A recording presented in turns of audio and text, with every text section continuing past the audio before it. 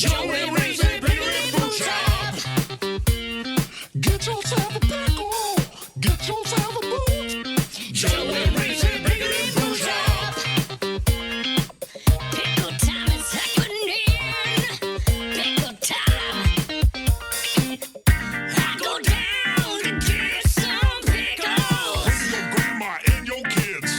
I go downtown. Bring your grandma and your kids. Boot time. Pickle and boot time. Don't be fickle. Get your pickle cider, pop a nickel in your boots. Not a place of ill repute. Bring your grandma and your kids. Come for the pickles, stay for the squids. Pickle and boot shop. Stay for the squids. Yeah, pickle time. Put that pickle in your pants. Get some booze inside your hands. Put that pickle in your pants. Get some booze inside your hands. 1996, we start this. All right, everybody, welcome back to Joe and Reese's Pickle and Boot Shop, episode 28. Episode 28, where they're putting their pickles in their boots and all sorts of stuff. Shenanigans ensue. And that is where the shenanigans ensue, Glavin. So, Cleveland. what are you rumor drinking, has dude? it, this is my new, like, Yeti little cup. And it's just right. Diet Coke. Just Looks Diet like Coke. it feels very nice to hold that cup. It is. It's smaller. It almost holds one can. Oh, you have some dirty water. Dirty water and an Iron Man pint glass. That's pretty rad, though.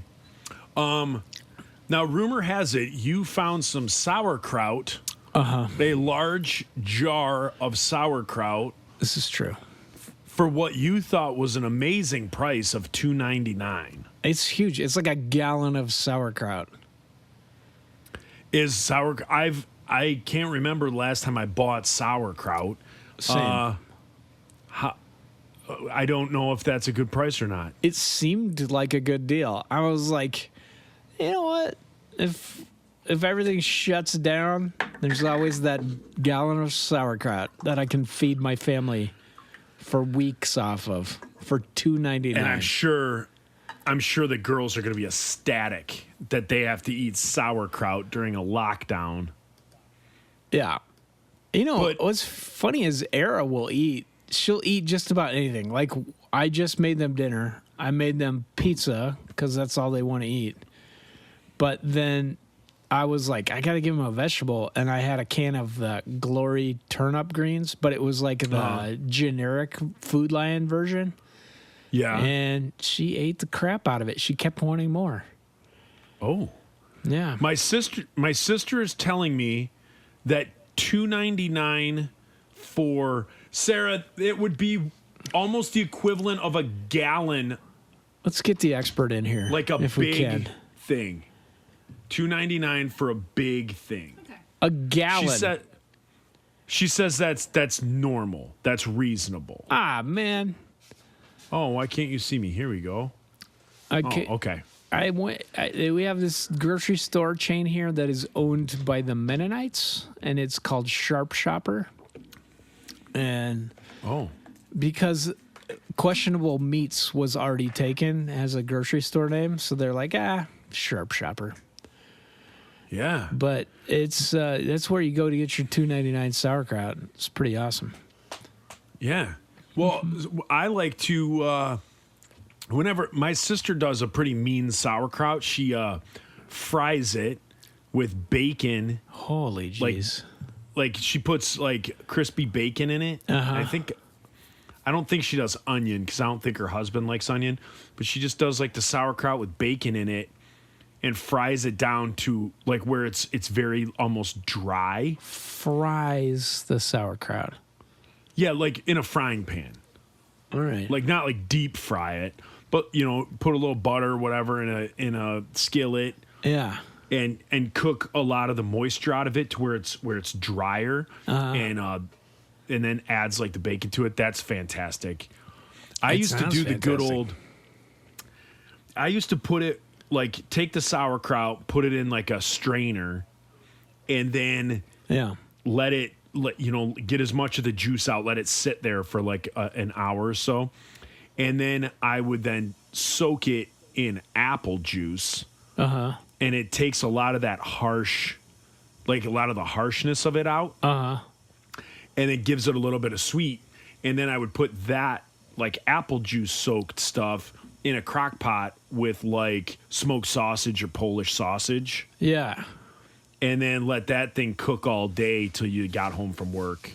And that's real good. I want to say I like it just with the vinegary flavor that comes with because that's Just the way you are. what I sing to my bowl of sauerkraut.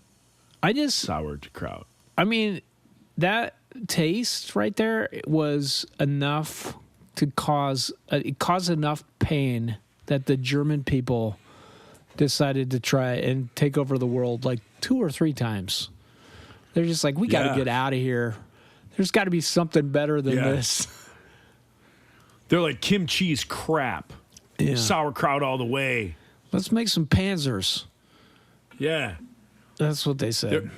They're like, the Koreans don't know what they're doing with this, with their kimchi. We're going to do the sauerkraut style. Yeah. And then we're going to invade Belgium Yeah.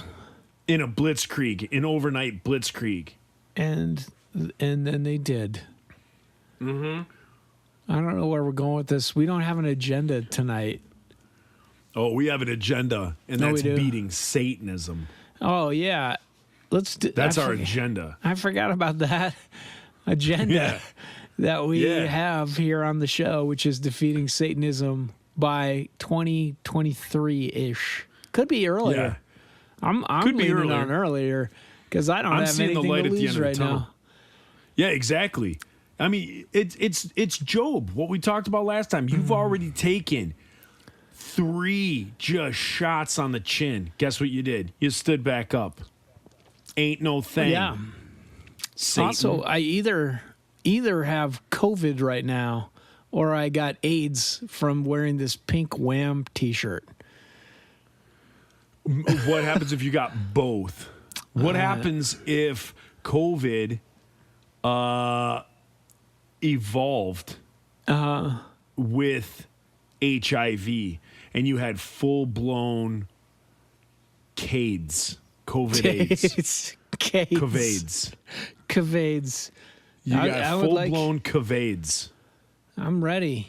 I am on my way to meet my maker or just. But be what happens sick if it for a didn't while. do that? What happens if it was almost like getting bit by a radioactive spider? Right. What happens if And I get a the- superpower from it? Yeah, because if COVID is really harsh to people who have autoimmune deficiency, and that is what AIDS is, Right. but somehow through the process of you never got vaccinated, you only got a booster shot, and somehow by not having the foundation and just the booster, it did something and made you have superpowers. And your I superpowers like where you're going with this, Joe. can be, you can take, like your superpower would be you can make people not be able to smell or taste. That sounds really good. Yeah. I'm just throwing it out there. I don't know if MCU or If they Image we're ready to want to sign take a a deal. stab at this. Yeah. COVIDs, man. Yeah, Cavades. Yeah. Captain Cavades. Yeah. Colonel Cavades. Yeah. Admiral Cavades. So that's me. I just felt achy all day, and yesterday I had this, like, I had the nurse at the place I work. I discovered 4 cases of COVID going around on this unit that I had just done 4 shifts on. I was wearing an Yeah. N95 though. You were? Yeah. See, all this stuff is just kablooey. I don't know what to believe. Everybody who wears this stuff and they're vaccinated and they're boosted. These kids I mean, weren't though. They were coughing in my eyes. Yeah. They are crazy. They cough all the time. They were like, hey, pull the skin down from the bottom of your eyes. And then they would just cough right into it. Yeah. N95 ain't going to help you now. Yeah. What I are you gonna do? restrained one of them the day before, and then I was like, there was blood everywhere. I was like, we had to put this kid in a chair because he was trying to kick our teeth in. You were like, oh, wait, no, that's me. That's my hemorrhoid. Close.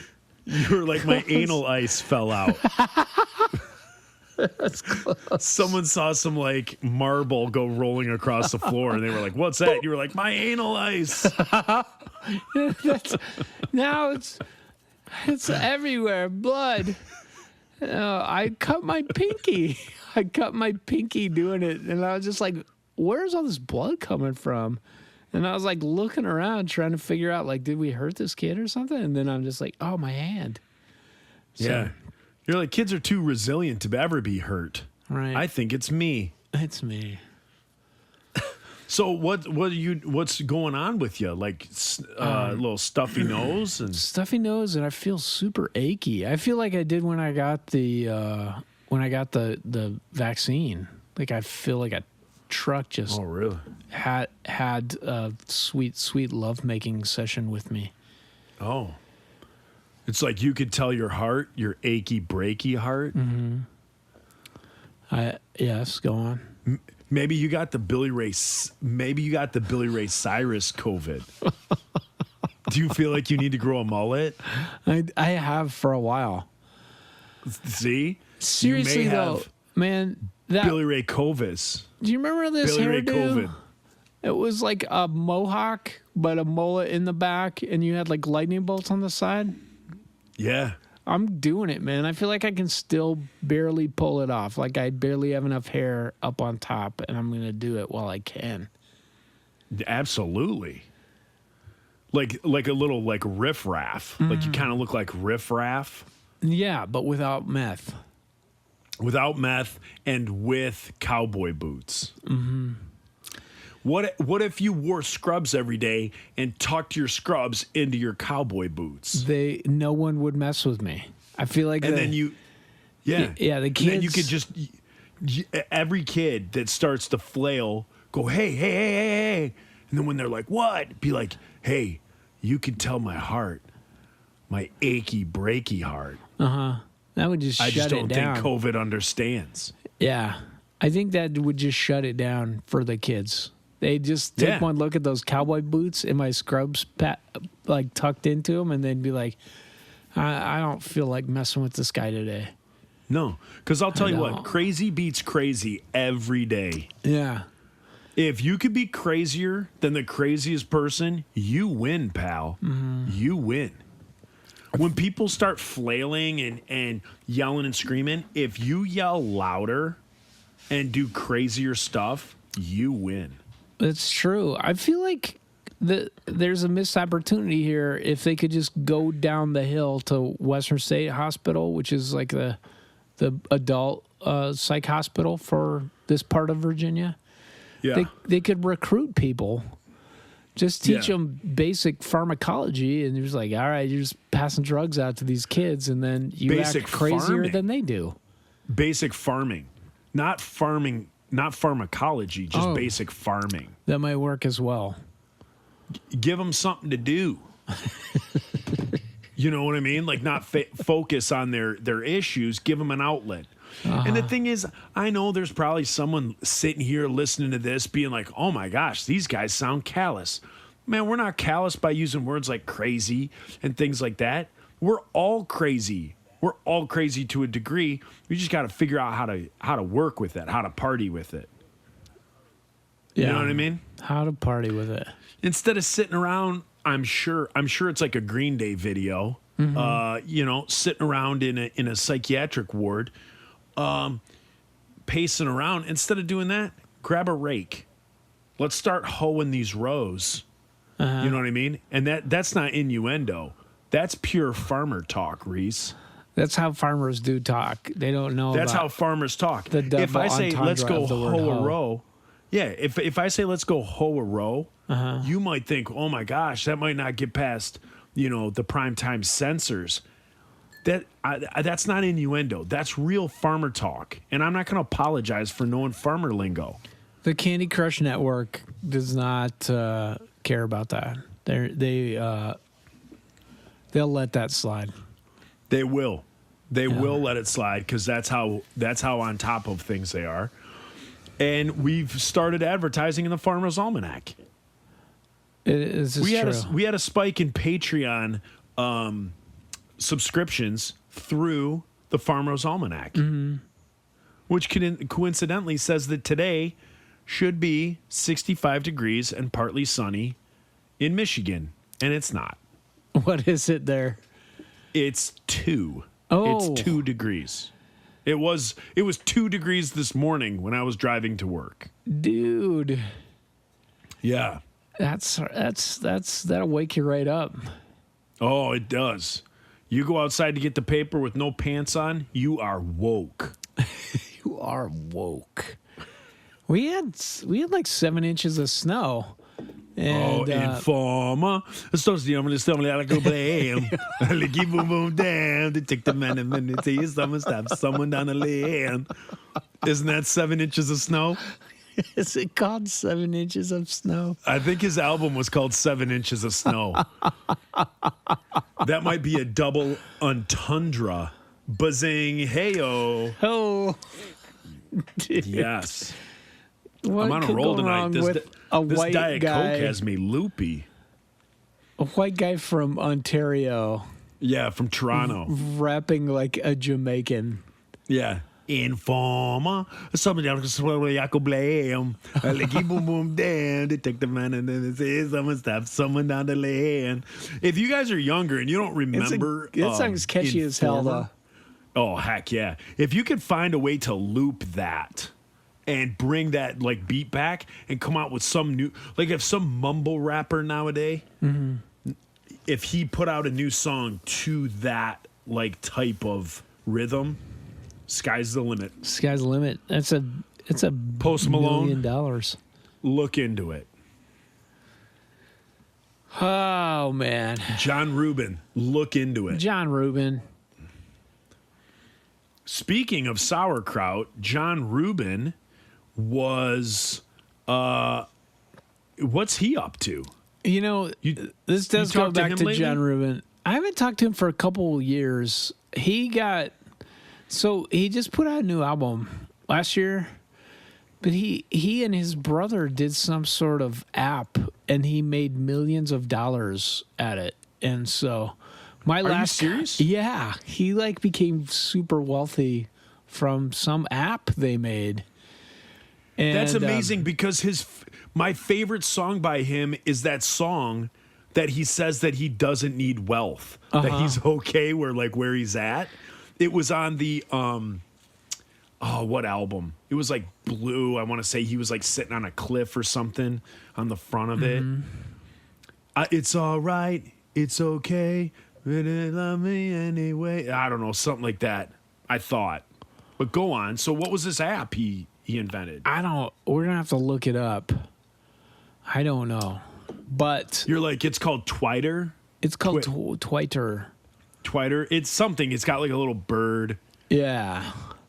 Now, my last conversation with him was asking him for a loan. Oh, I was nice. like, hey, bro, here's an investment opportunity you can't resist. And I feel like Yeah. it may have soured our relationship. Oh, I yeah, hope I'm not. sure it. I hope we're I don't cool. know how it couldn't have. I always enjoy not hearing from people for a while and then they're pleading their case for a Yeah, 0% finance loan. right. No, it was a decent idea I had to invest in Cincinnati real estate. Yeah. But I figured he would know about Cincinnati. He's from Columbus. And speaking of sauerkraut, Yeah, that's why he knows about it. in He Columbus, passed. there's this place called Schmitz. We talked about it on a previous episode on eating out on the road. But there's this place called Schmitz. And there's one in Westerville, that place you always played at for Radio U. Oh, yeah. Yeah.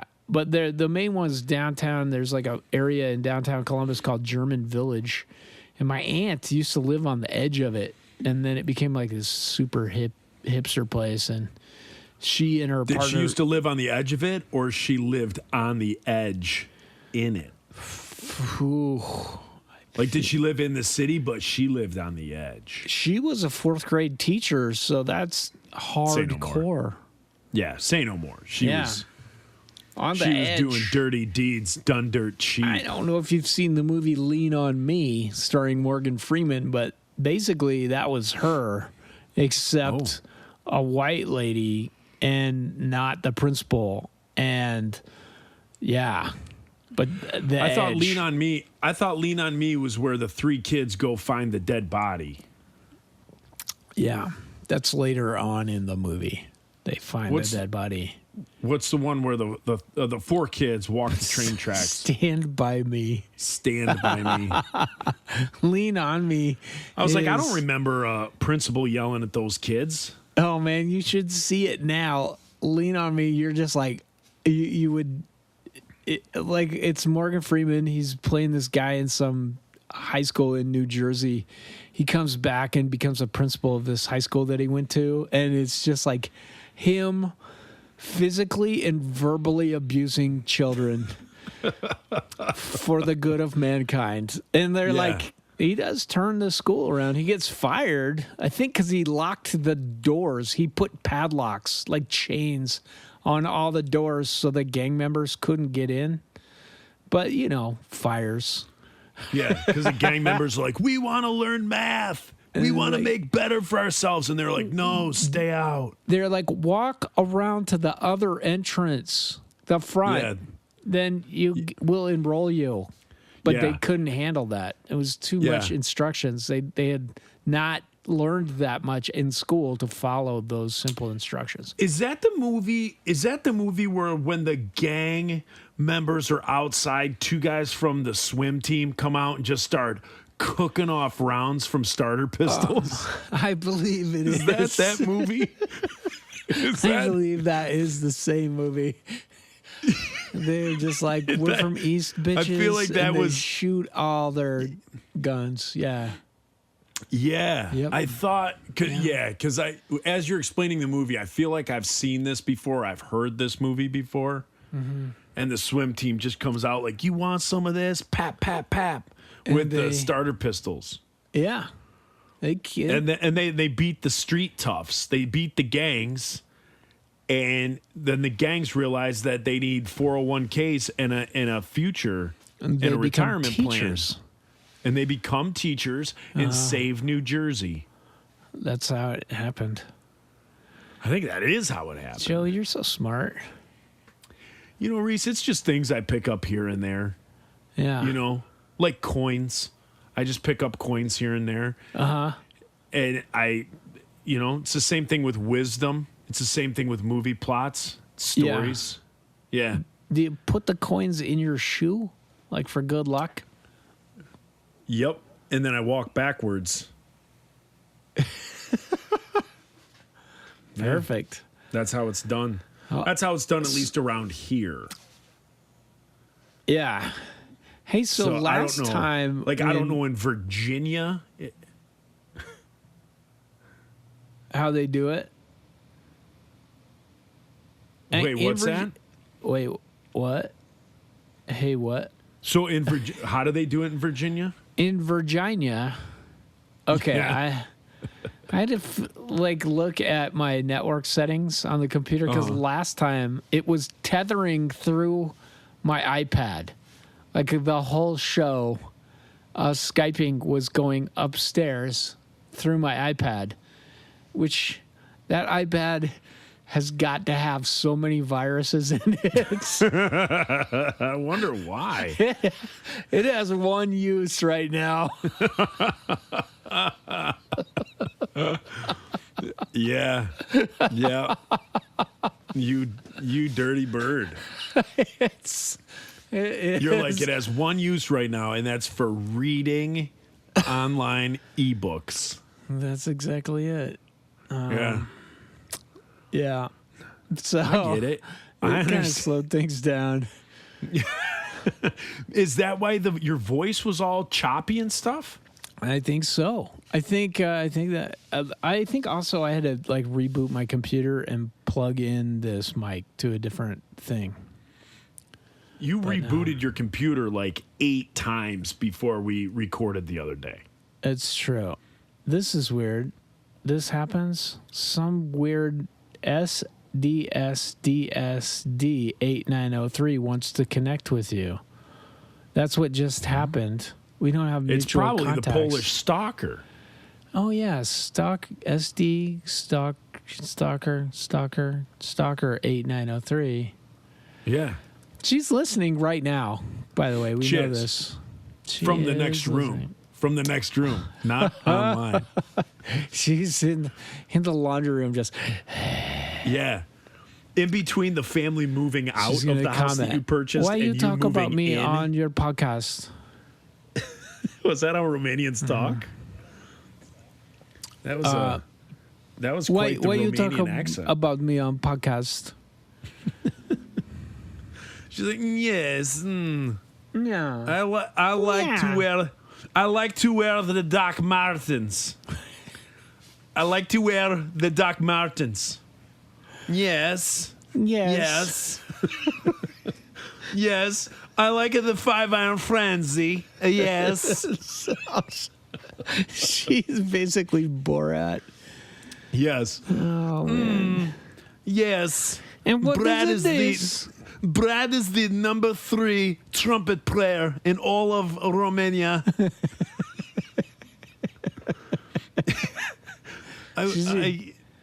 I had the opportunity, yes, to buy a canned ham or these Doc Martens, and I bought the Doc Martens. My family went hungry, but look at this. But I looked Look good. at this. I look good. I use them for make a fam- waffle. I will make an egg soup with cabbage. Yes. Do not strike me. I made a graffiti. Mr. Police Officer, do not strike me. I have made a graffiti. Oh my god. I like it, the 5-iron frenzy. Yes. I think the lead singer should be my boyfriend. Yes. And I do not like to take no for an answer. Yes. Yes. That's why I say yes. Because I do not like the word no. Yes.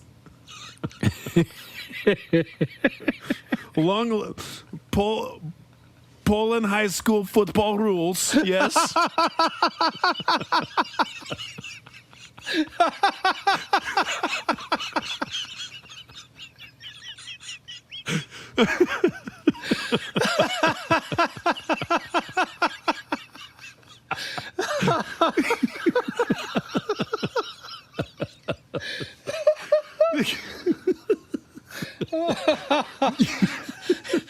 Oh man.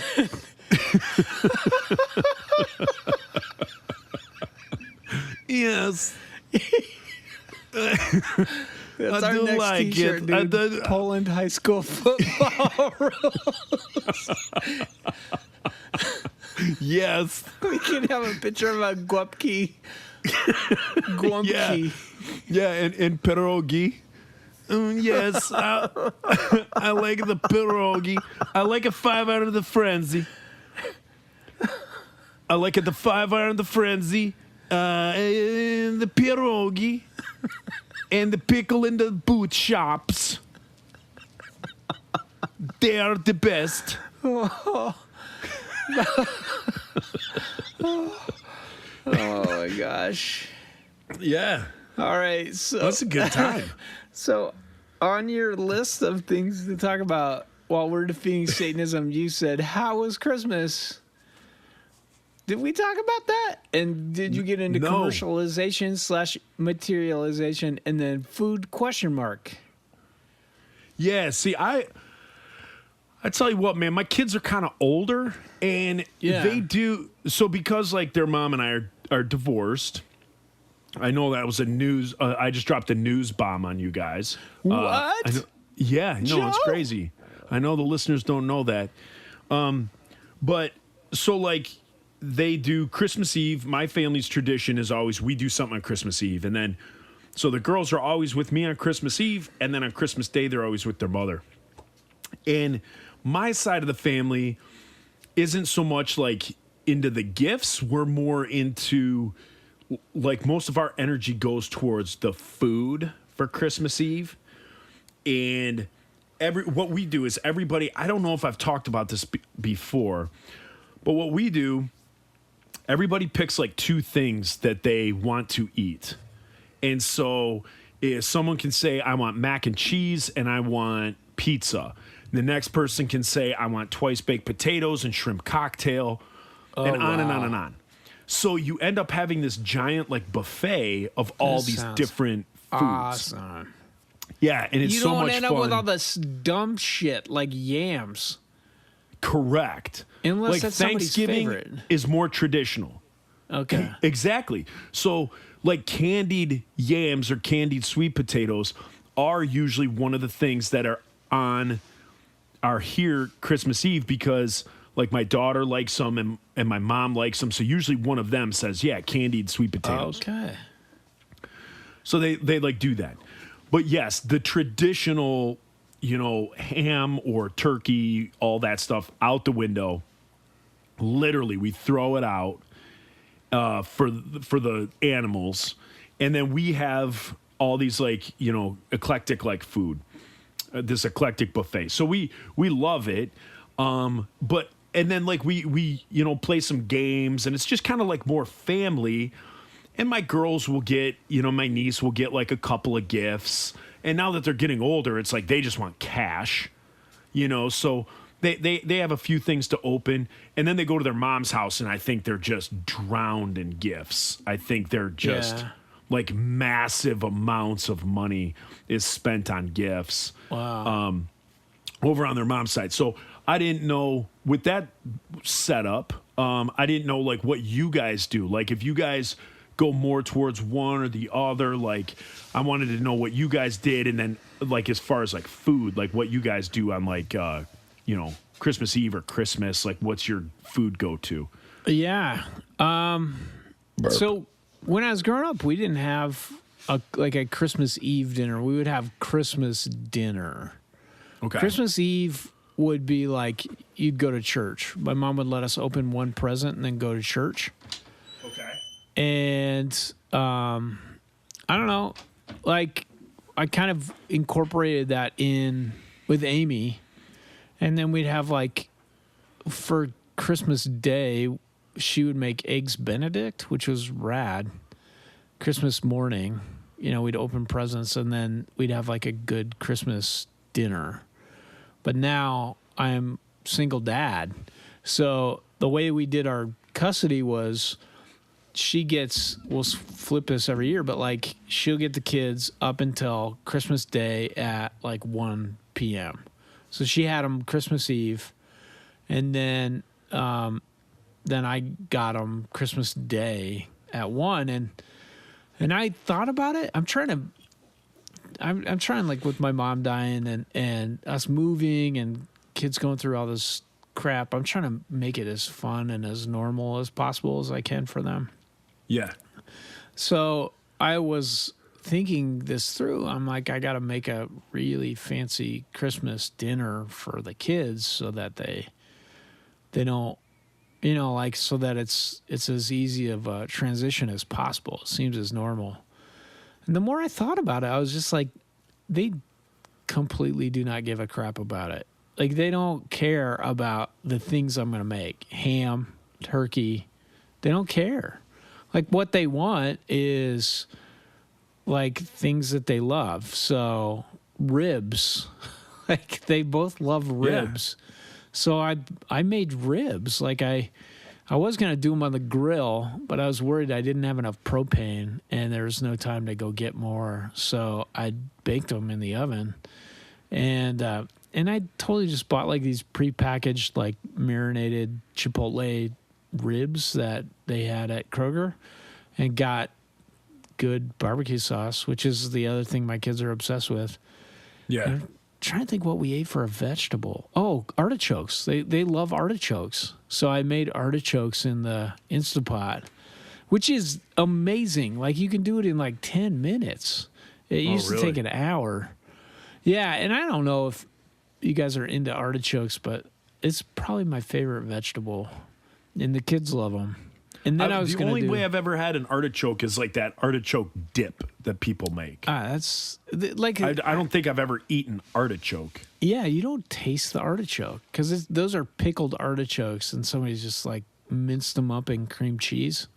So you're mostly tasting like the pickling, the olive oil that's in it. Like if you just have an artichoke, like you can boil an artichoke for an hour and then take it out, and you kind of, it's so fun. Like it's a fun food. You just peel off the leaves, and then you kind of, they're tough.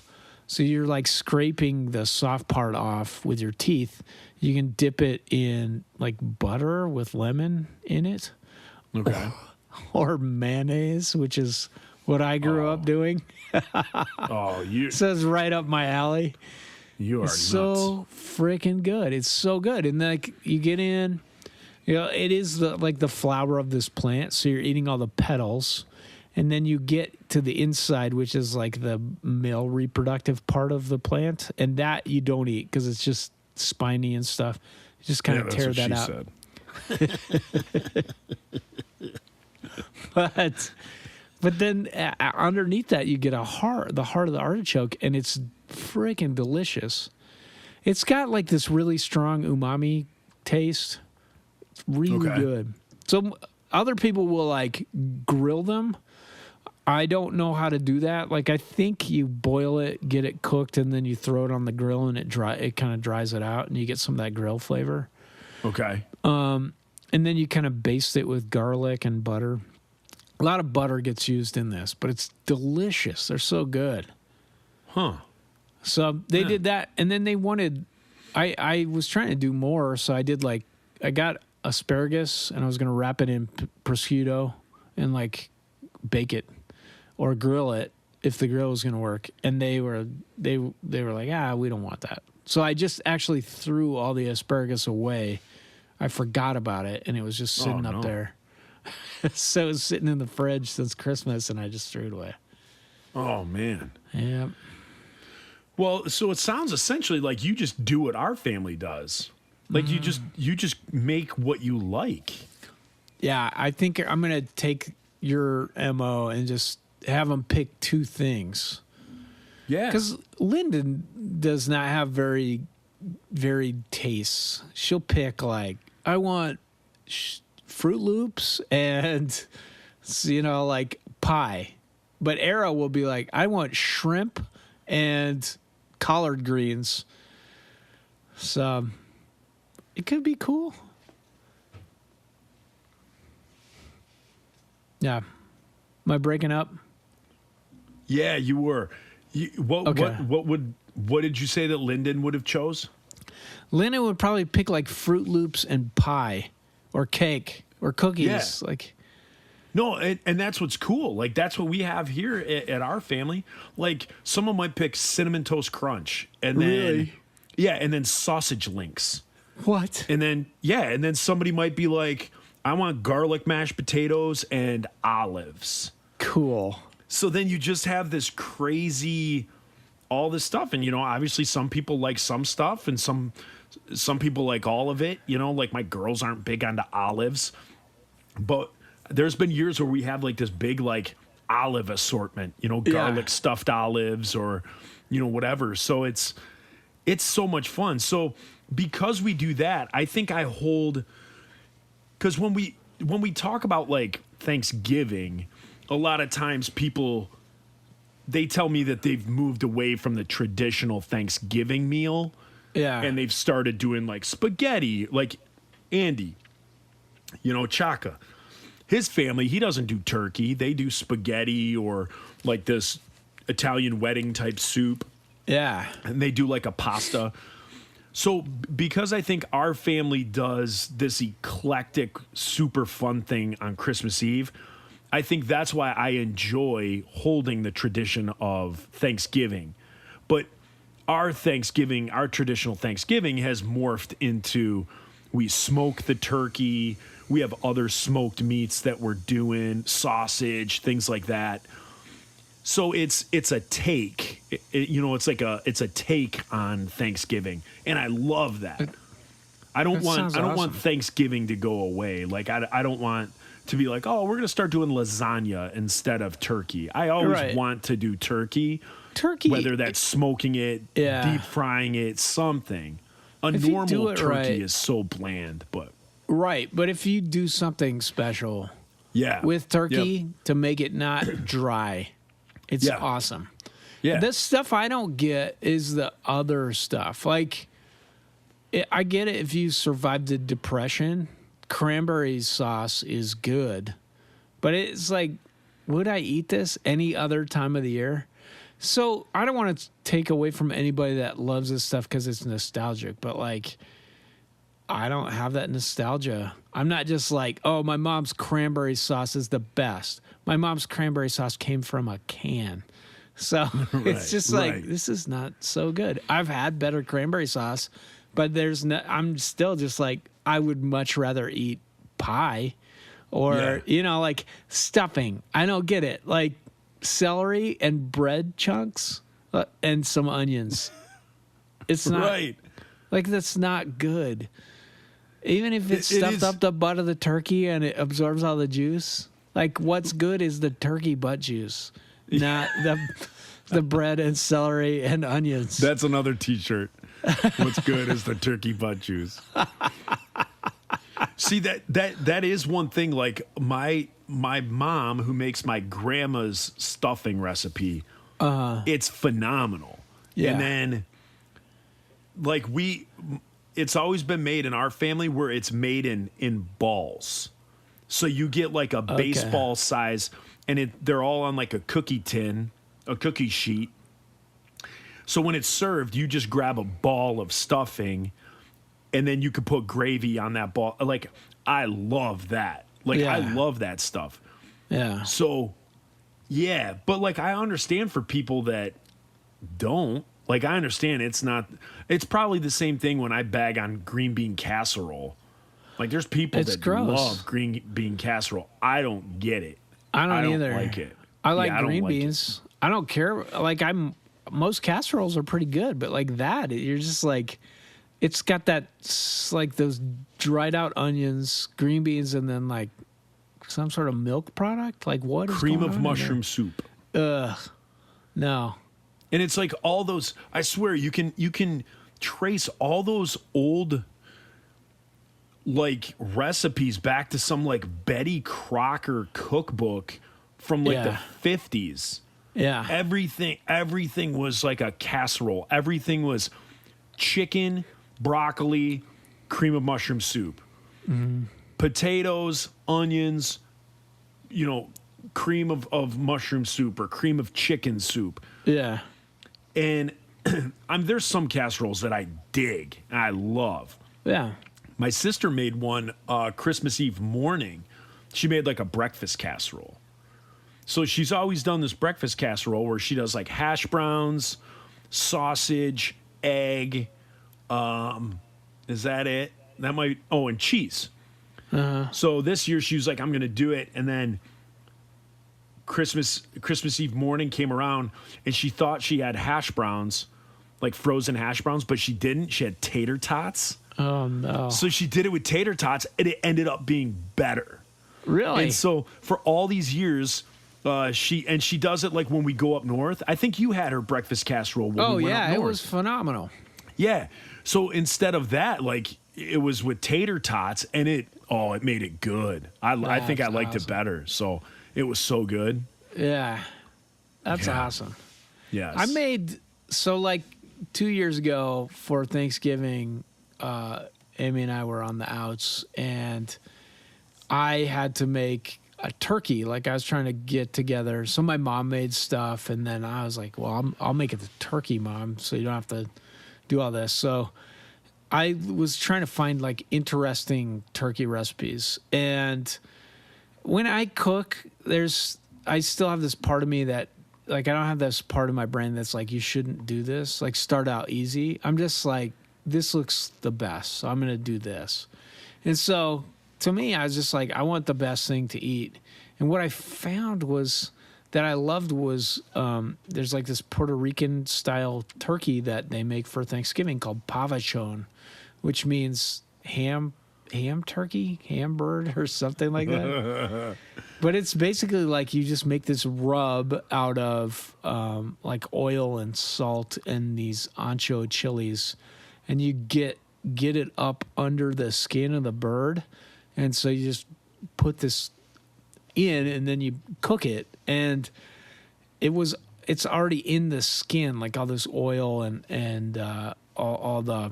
I think I did use butter. Like I had to take a Lactaid, and then like it was good though. It was probably I like salt, so I did not have to put salt on it, and that was one of the complaints. People were like, "It's pretty salty," but to me, it was freaking delicious. So I would love to do something like that next Thanksgiving. But I like your idea for Christmas meals. I want to do that ad infinitum. Yeah. Oh, Yeah. so much fun. Now, did you ever were you ever on tour? Did you ever have to celebrate a Thanksgiving or a Christmas on tour, or were you always home for those dates? No. I think I told it might have been on one of the Patreon segments, but about this time where it was when we were on Ska Mania. So you guys were just like, the next show was, they were in the Pacific Northwest, and for sure you guys would have been driving over Thanksgiving. Like I think you would have gone from whatever the last show is to drive to the Pacific Northwest, and we got like a day or two at home. But on Thanksgiving we had to leave. And we'd only been in the band like 3 years, and we're all young. So it was like, I remember I was like 26. It was a serious bummer for everybody that were driving to Seattle or Portland on Thanksgiving. And I talked about it on the Patreon. We got in this huge fight, mostly me yelling at everybody else. Yeah. Perfect holiday conversation. And then I just remember like Leonore was crying, and people were just like, I overheard at least one other person on the phone with their family like, just send me a plane ticket. Like just send me a plane ticket and I'll come home. I don't want to do this anymore. Oh, that's funny. We ended up stopping at Great America in Wyoming, which is like, it's a town based around this truck stop. And I don't know if you've ever been there. It's enormous. Like it's the largest truck stop you'll ever go to. Really? But it's like, it's about as close to an amusement park as you can get in Wyoming, which means it's a giant truck stop. Really? There's no rides. There's a giant stuffed penguin. What's that giant truck stop place in Dallas or in Texas? Oh, Buc-ee's. Buc-ee's. Yeah. So it's bigger than that, and Is it? Yeah, but they had like a Thanksgiving buffet, and so we just all did that, and then got back in the bus, and we were less angry with each other. But yeah, the insiders, we always took off from Thanksgiving to Christmas. Mm-hmm. Like we always took that off because most of us worked for the Salvation Army during that time. yeah, So like all the Red Kettle stuff with the Salvation Army, wherever we were, we always made it back for Thanksgiving, and then like the Red Kettle campaigns would start that following day. And yeah, we were always a part of that. So that was just a non-negotiator for us is we just said, come Thanksgiving, we're always home for Thanksgiving, and then we start, working the next day. But I mean, we were basically cool, on man. tour the rest of the year. Yeah. I mean, we were on tour for like 300 shows a year. Yeah. We were playing everywhere. So that was about the only month that we got off. And then, December 26th, we were usually leaving for somewhere because, all of us were usually booked at some New Year's Eve place. Everybody, if you couldn't get the Supertones, you couldn't get Five Iron. You ponied up and you got us. New Year's Eve shows usually paid amazing, and they were Yes, well attended. exactly. Right. Yeah. But I always felt like it was the shittiest way to spend your New Year's. Right. Yeah. Like you would be the band. You'd have to have somebody with a watch playing, look at it, and like try and sync up your set so that you could do some sort of countdown. And then it was a big deal. And everybody else has got like their girlfriend there, or they find somebody in the crowd, they're kissing somebody, they're celebrating. Even at these Christian shows, like, and we're just like there, like, I'm gonna high five Keith, I guess. Yeah. Yeah. Keith was like notorious for on New Year's. He'd all of a sudden just be like, "Okay, guys, 4 seconds, 4, 3," and you'd be like, "Dude, give us some time. Give us a little bit of time to warm up to this idea."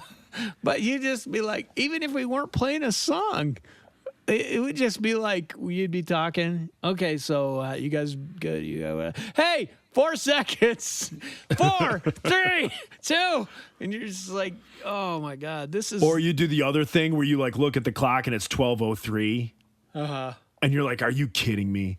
I remember one year, the coolest one we played was what's the place in California? It's obviously not Disney World, but it's like Knott's Berry Farm. Knott's Berry. Not very fun is what we called it. That's hysterical. We played that one. We were like the band for the entire park. Oh, So like the entire park, we're like in the center of the park. jeez. And I mean, it wasn't like Christian night. It was like straight up like a normal night where people in the state of California could go to Knott's Berry Farms Ring in the New Year's. ring in the new year. And we were the band that played. And it was one of the most fun, funniest, like we were all in like great moods. And we were like doing contests on stage. We were doing like pie eating contests on stage. Oh We'd my call kids gosh. up. Yeah. Oh my And gosh. We were just doing all sorts of stuff, and it was just so much fun. And then the park itself had, I think like in the middle of the park, they had like one of those observation like elevators that, you fit like Yeah. 20 people in, and it goes up and looks around the park and then comes back down. Well, they had that as their ball. So Cool. that thing like wasn't running for like the last hour. At like 11 o'clock, it stopped running. And then they affixed it at the top and, put lights on it. And then it had a giant countdown. So from like an hour prior or something like that, it started the countdown. And then we played on this giant stage. It was so much fun. We just That's had a rad. great time. Yeah, I remember like my family came out. Like I had Wow. family, like cousins and stuff that were visiting other cousins in California. And they all came to the show. It was just a good time. And then this big, so this big observation thing like slowly dropped, and it was all in sync with this big clock next to it. It was How cool. cool is that? It was a That's rad. lot of fun. Yeah, it was really cool. Other than that though, I can't really tell you an amazing New Year's I've had. Like No. the most fun like New Year's are just me like with my family and kind of the same thing. We get some like good food. It's usually I don't stay up till midnight, Yeah. like after the age of 30, staying up till midnight Right. does not appeal to me. When you're in your 20s, though, and you're playing shows every New Year's, it just seems like you're being deprived of something.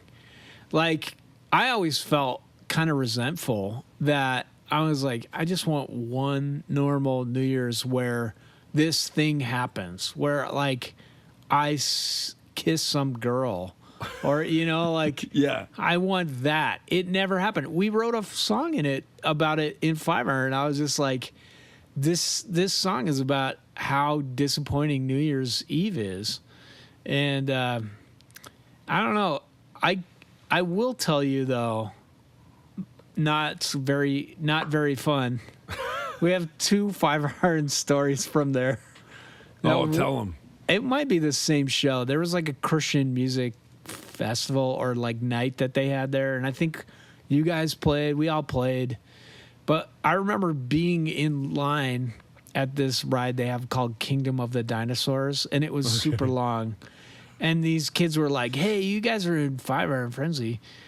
What do you think of this ride?" Or like make up a song about this ride, and we did on the spot, Kingdom of the Dinosaurs, which ended up on our 3rd album, our EP. I was gonna say I thought that sounded familiar. It was just because early on we would think it was funny to make up songs as we went along, and so Kingdom of the Dinosaurs made it in. The other thing, though, from the line, not very fun farms. yes. The other time, and this might be the same show, they put us on this stage, and it was for like their Wild West kind of their show. Like they had like an acting show, and it was like the Wild West. Yeah. But the stage was bouncy. So the stage like was made of like this rubber with springs underneath it. And as soon as we figured it out, like halfway through the first song, because we're jumping around, I think it was one of those like plug and play shows where you didn't really get a sound check, like you got a line check. And then we got off, and then when we went on, all of a sudden we're just like, oh my God, I feel like I have superpowers. And you're jumping like 8 feet, jumping over people. Everybody is just like losing their mind, like just excited, like, woo, I'm jumping so high. Everyone in the band. And then you just turn around and you see Andy just like the most pissed I've ever seen him. Just like holding his cymbals up and trying to keep like his snare from falling over and just still playing and like holding the snare with one hand and beating it with the other, and like just like you could read his lips like fuck off. Yes. But That's awesome. it was like a good 3 songs where we were just like bouncing like we were on the moon. Just that's so phenomenal. excited. And then slowly just all of us were like, oh, dude, you got to stop. Andy is going to kill everyone. That's fantastic. Yeah. It was amazing. Joey Reese, Biggie Bouchard. Joseph? Yes. I can't. Whoa. Why is it like this? What happened? Oh, here we go. Oh, no. So you got the. Hang on. This is Reese Roper. Hello. Oh no. Okay, what do I do? Does this mean I can't work for 10 days?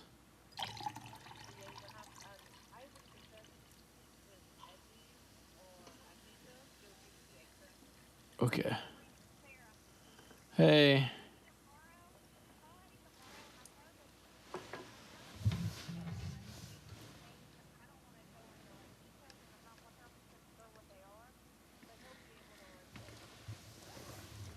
Okay.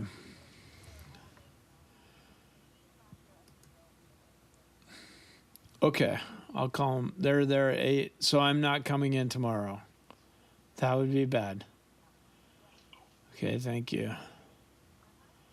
Okay. See ya. There, you heard it on the air. I'm positive for corona. Fuck. Check. 1, 2, Yep. check. Okay. Are you ready? Yep. 3, 2, 1. Okay. All right. Ladies and gentlemen, we're back with the second hour of Toots and the Tomatoes podcast, Piggly Boot Shop. Reese Roper, I don't think we were recording. You have something special you want to tell our listeners. Yeah. What was just revealed during the intermission? I have COVID-19. You got COVID-19. Welcome to the club, buddy. Oh, Do you have my the gosh. Omicron variant? I don't know. I think doesn't test for whatever variant you have, but I think I do get a PCR test tomorrow Uh-huh. from work. I just yep. I felt crappy all day. Yesterday I told on the last hour that we had one employee and 3 kids test positive. And I had been around these kids since Wednesday. I did a double Were you shift wearing your on New mask? Year's Eve. I was. So here's the only thing I can think of is that, like, I started wearing a mouth guard when when we do our code purples, which means you're going to get your ass kicked by kids. So whenever we have to restrain people, I found this old mouth guard that I had, and I was like, I wonder if it still fits. Does. Started carrying I've got a pocket in my sleeve, and then I just pull it out, pop it in, and go to these things. So I would take it out and in while I was doing these codes. Good times. So I have it. Yeah. Wow. For the children, Now, have you had COVID before, or is this No. the first time? no, I got the Pfizer vaccine in early January last year. Then I got fired from my job. Then I went with my mom to get her vaccinated, and they were like, hey, are you her caretaker? You can get vaccinated too. And I was like, I kind of am. So they gave me the Moderna, and then they said to make the Moderna work, I had to come back. So I got the last shot of the Moderna in April. Then the place I work at now, they were like really iffy on giving me a booster shot because I had already had 3. So I did not get my booster. But now I think Satan just gave it to me. The booster. Ooh. Satan was like, you are not going to get away with this show. You're not going to do a good show today. And he just handed you that little package. He's like, why is your audio working perfectly? You guys have not had any problems with technical difficulties, so here is Omicron. So this is your first time having COVID. So it'll be interesting What to do you see. mean my first time? Most It's people your first only time get it getting once. No, people get it more than once. That's true, but most people only get it once.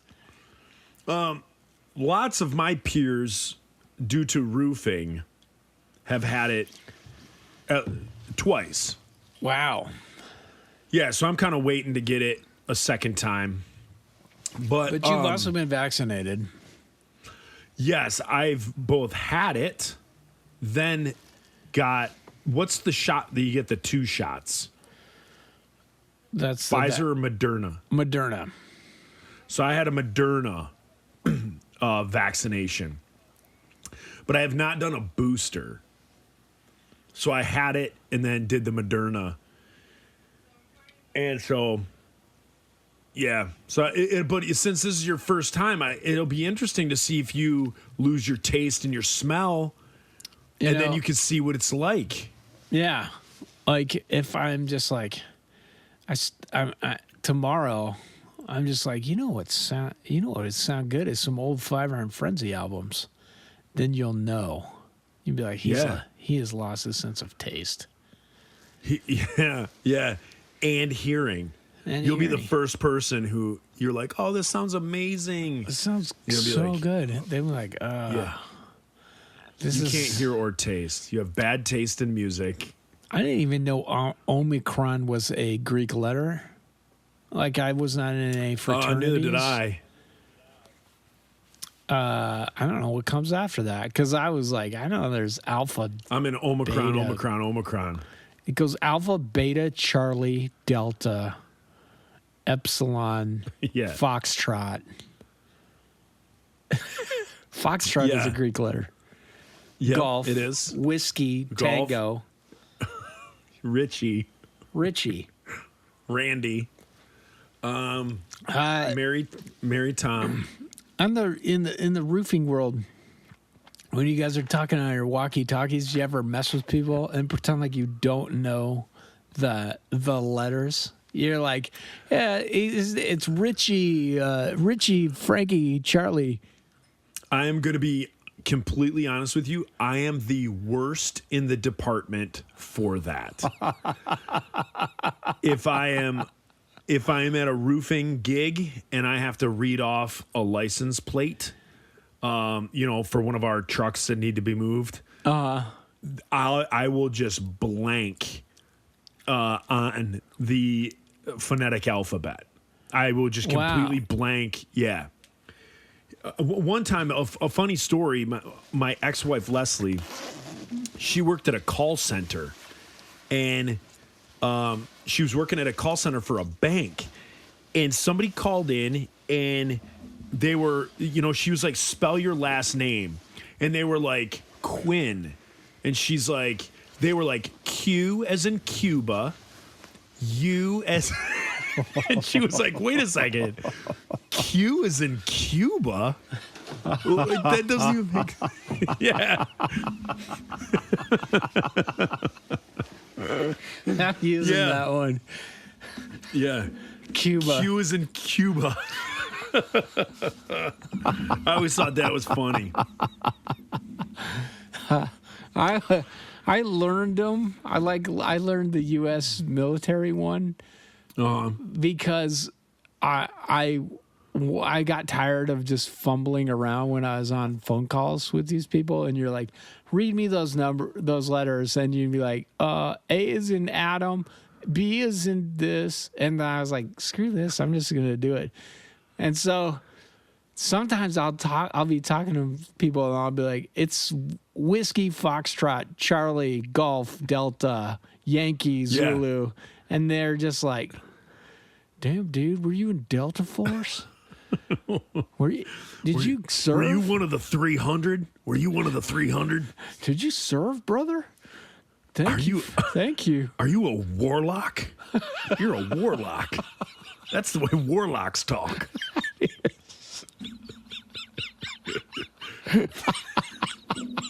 Do you LARP? Are you a LARPer? Do you LARP? Jeepers, mister. Jeepers. You probably do that Renaissance Center business. You probably do that Renaissance Festival nonsense.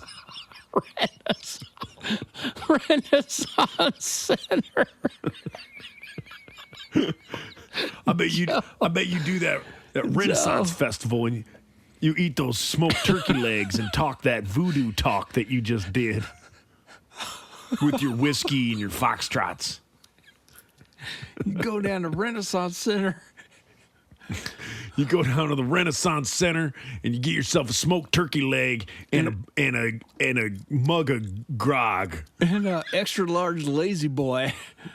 Yeah, and an elk's horn full of mead.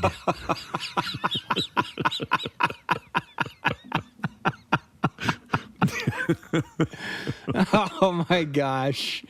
Yeah. Oh, so on the last hour, we started talking. Here's a segue. We started talking about holidays on the road. Did we finish? I think we did finish, and we started coming to the end of that hour. And it's a great thing that you bring. 4th of July? I want to know about that for you. 4th of July was always at Cornerstone. Did you You ever know? not have it at Cornerstone? Man, I don't think so. I think we were always at Cornerstone during the 4th of July. Yeah. And if we weren't at Cornerstone, we were driving there. Right. Like, I don't remember being in the Insiders at some venue, like watching fireworks.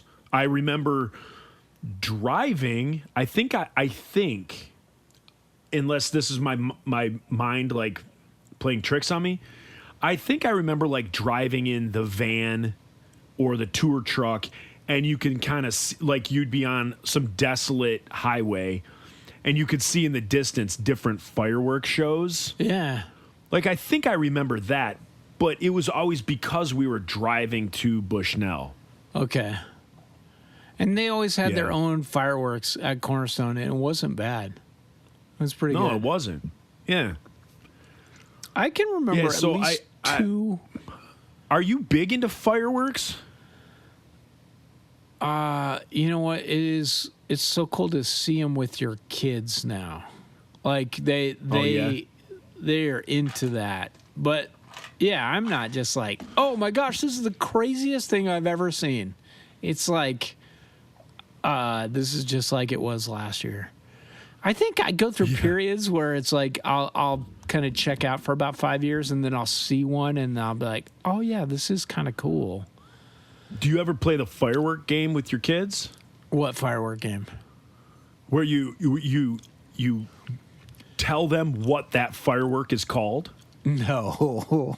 Oh, you got to do that. So that's what I started doing with my kids when they were young. And like, so a firework would go up and burst, and you'll be like, oh, that's called a strawberry shortcake. And then, you know, the next one will come up, and you'll be like, that one's called the jiggly boobs. And, you know, like, and you just like name them. And the kids, They believe you. yeah, they believe you like the first few times, and then they realize that you're goofing. And then the kids enjoy, like my kids when they were younger, they still do it now. Even as teens, they're like, Dad, what's that one called? And like when they go off, they just want to hear the funny. And you're the type of personality that can come up with those funny things. Like if you're like a deadpan dad, you know, and you have no sense of humor, I'm guessing you're not going to be too good at the firework game. But That's the like kids me. always I love don't it when they go up and you'll be like, oh, that's a pineapple pinata, you know, or pineapple pinwheel. And then like the kids laugh, and then you can start to like think of like, you know, funny ones. You can, you know, whatever it is. And then the kids just laugh so hard, and they can't wait for the next firework to hear what you're going to call it. So it was always just something that we could do. And then when I got into roofing, in 2011, usually every 4th of July, I'm working. Yeah. So I was always working for the longest time on 4th of July. And it wasn't until probably 4 years ago that I was able to not work on the 4th of July.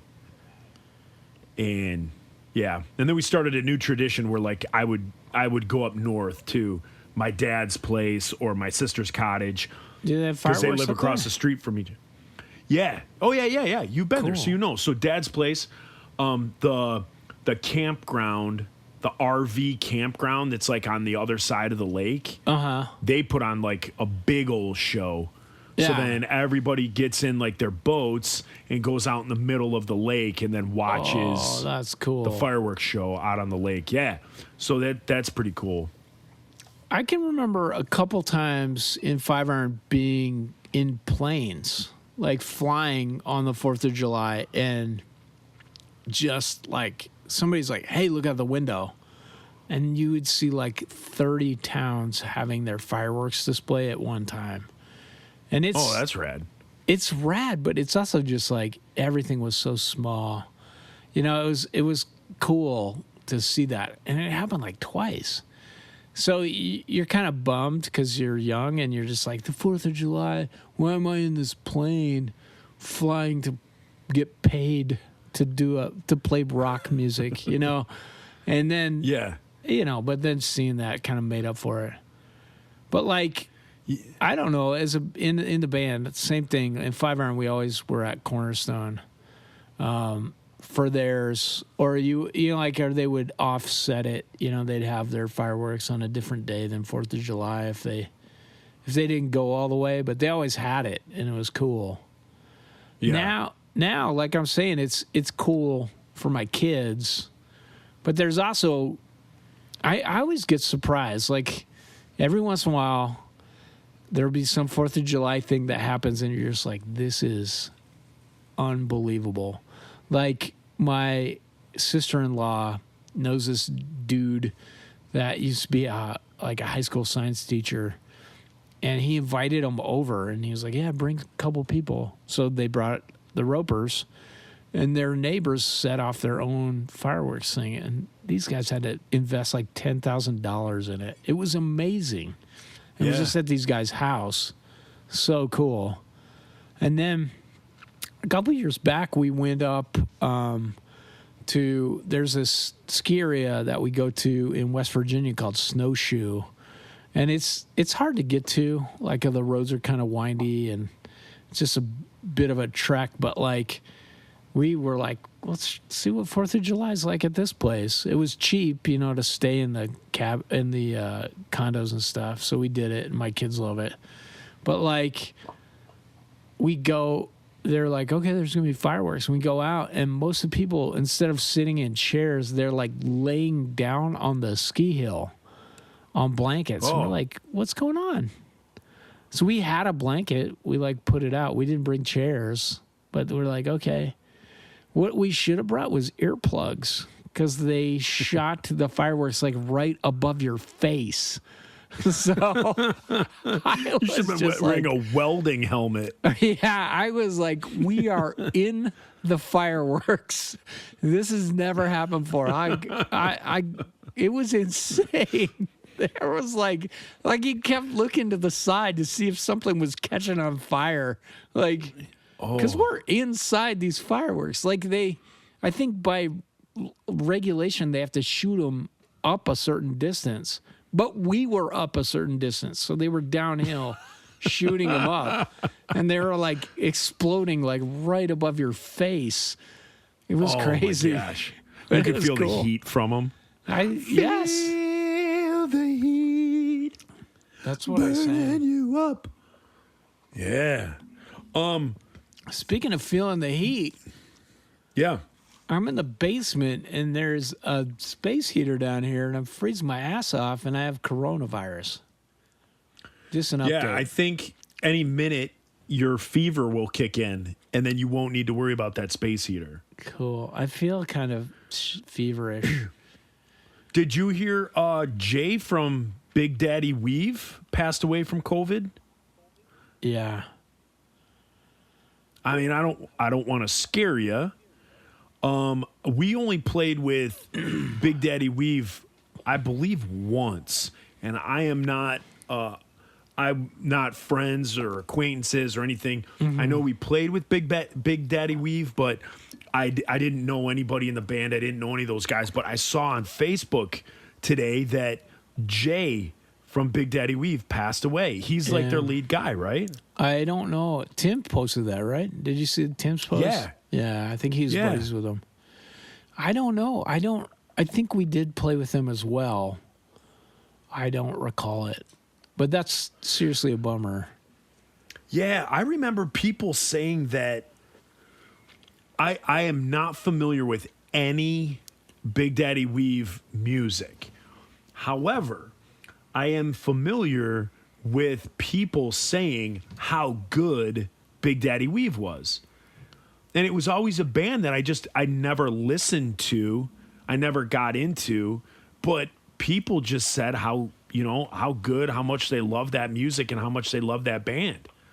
So if you guys are Big Daddy Weave fans, and for Jay and his family, obviously our heart breaks for you guys. I doubt you're listening to this, but just to let you know, we heard about it. It's a shame. again, prayers and thoughts go out to you. Yeah. But it's nuts. Yeah. It's such a bummer.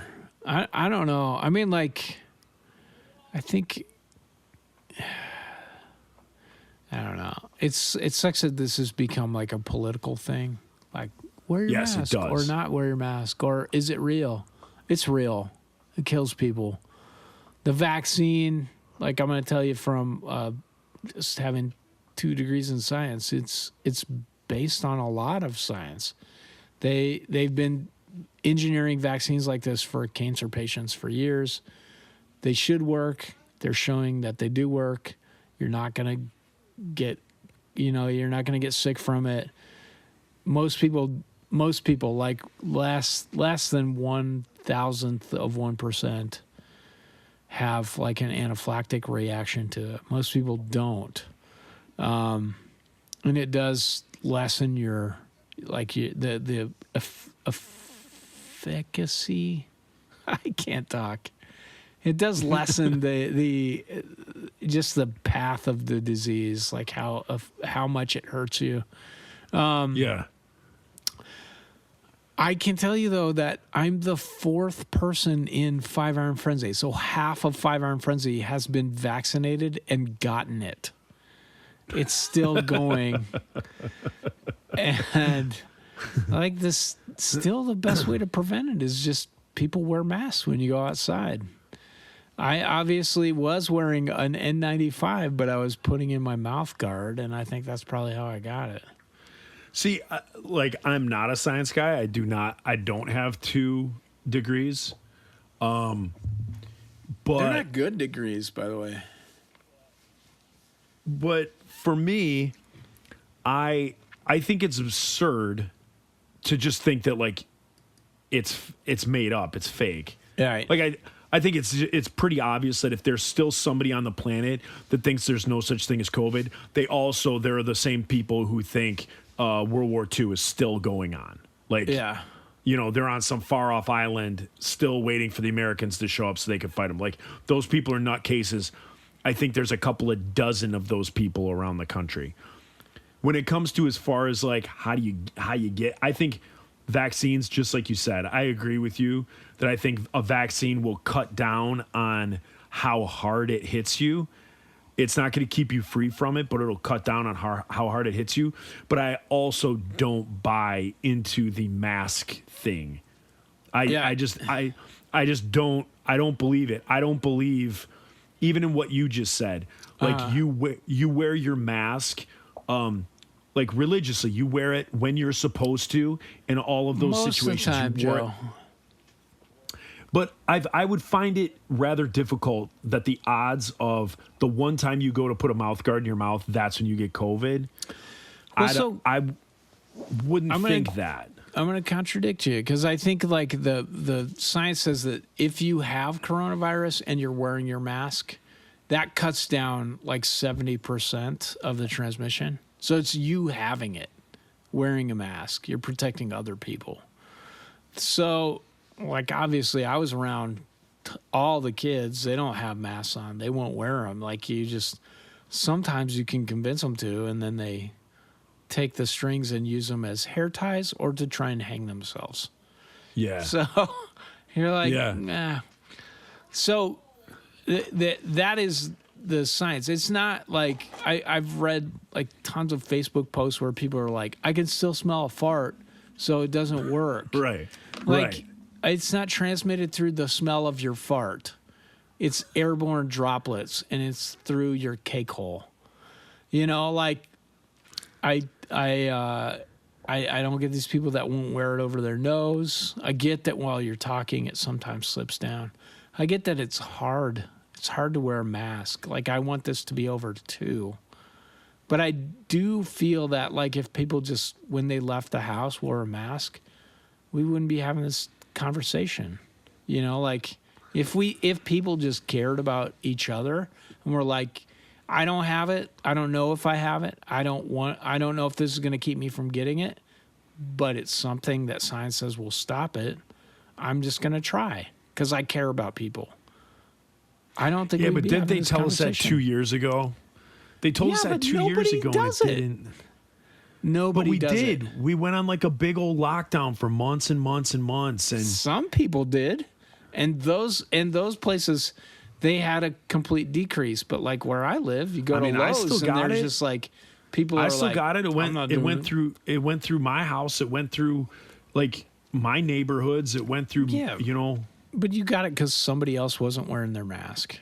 Somebody was just breathing. I mean, the 70% of it is that person with COVID breathing on you. You can wear a mask. It doesn't protect you as much as you're protecting other people. This is what I don't get. Like it hurts me how much Christianity has, like our evangelical culture has gotten behind this. Like it's a lie. Like, you know what is a lie? Whatever gospel Wait, what's you're a lie? like the mask. Like don't wear the mask because it doesn't keep you from getting it. But like to See, me, I it's don't. like I don't think so. I think we've talked about this before when we talk about like the evangelical church and stuff like that. In my neighborhoods, like that isn't a thing. Like in my neighborhoods, like our churches around here, like they're not preaching that. Like they are like here. I don't.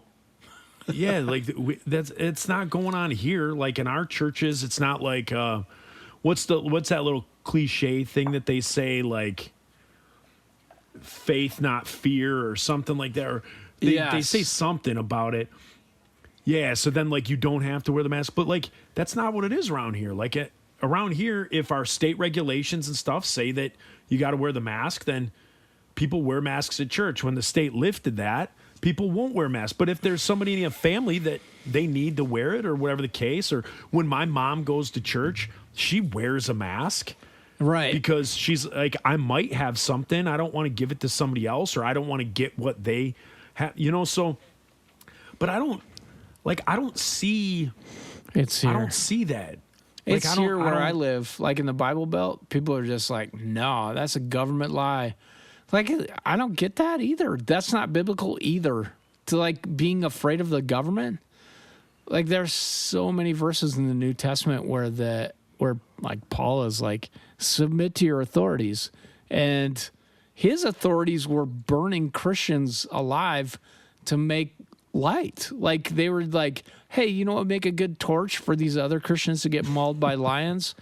If we light guy's these other hand. Christians on fire. He was like, submit This to guy's that. hand, it's like 5 candles. Yeah, submit. He was like, do that. And our church is like, I can't wear a mask. It's hard to breathe and it messes up my makeup. I don't know. I mean, yeah. Yeah, it is. It's weird. It's completely polarizing politically. It shouldn't I can't be s- though. Like it I shouldn't be for can't stand it. Christians. Like you should just be like, all right, this is a minor inconvenience to help someone else. I'll do it. But again, I think everybody did that 2 years ago when they said that this was going to be 2 weeks. Not everybody, Joe. Not in everybody by a Michigan- long shot.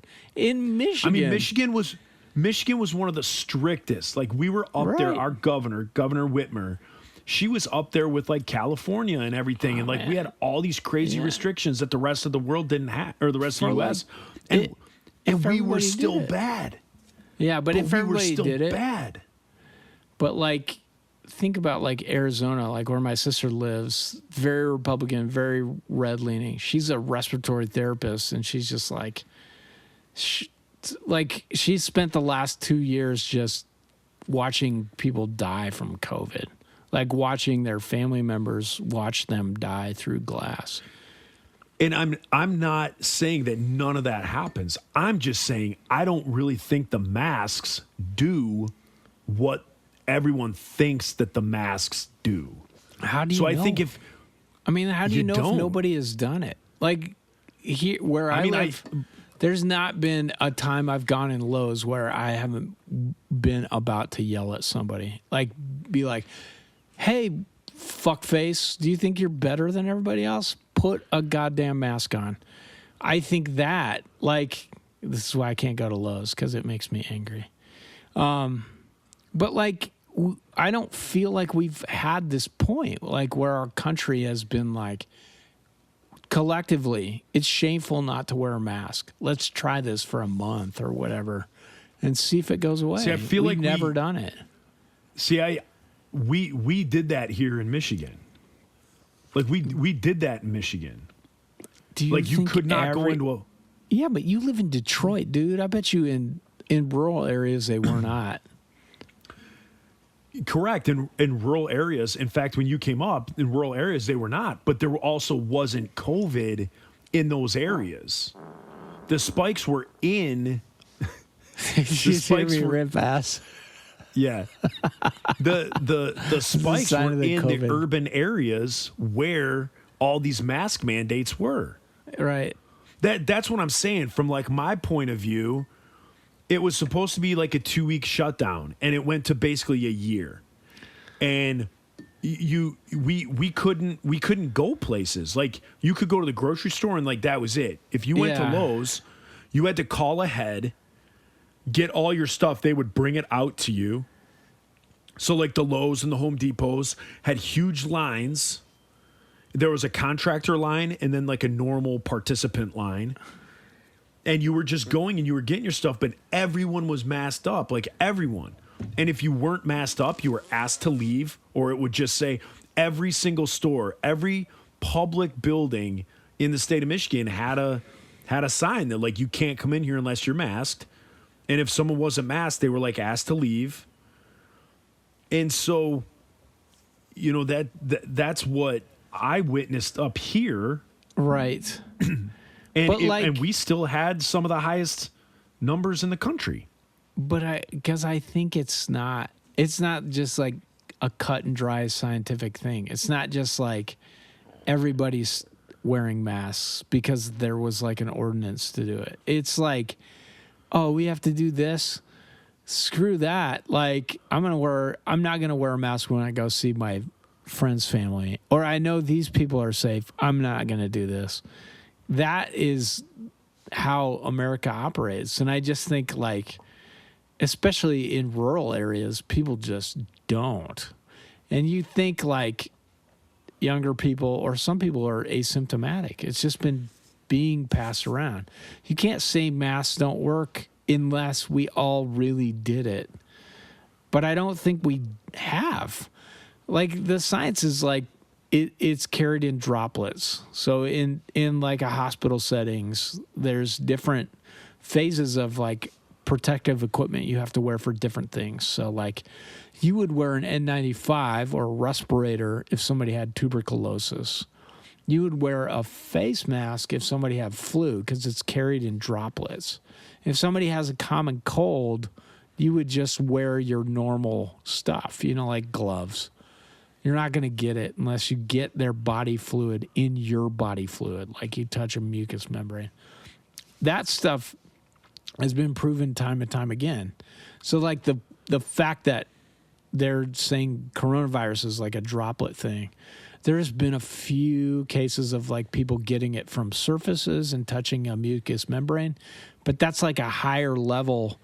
That's an easier way to like an easier vector to get a disease. So like common cold, that's how people get the common cold. Diarrhea, like most of the diarrhea, most like norovirus and most enterococcus, that's how people get it.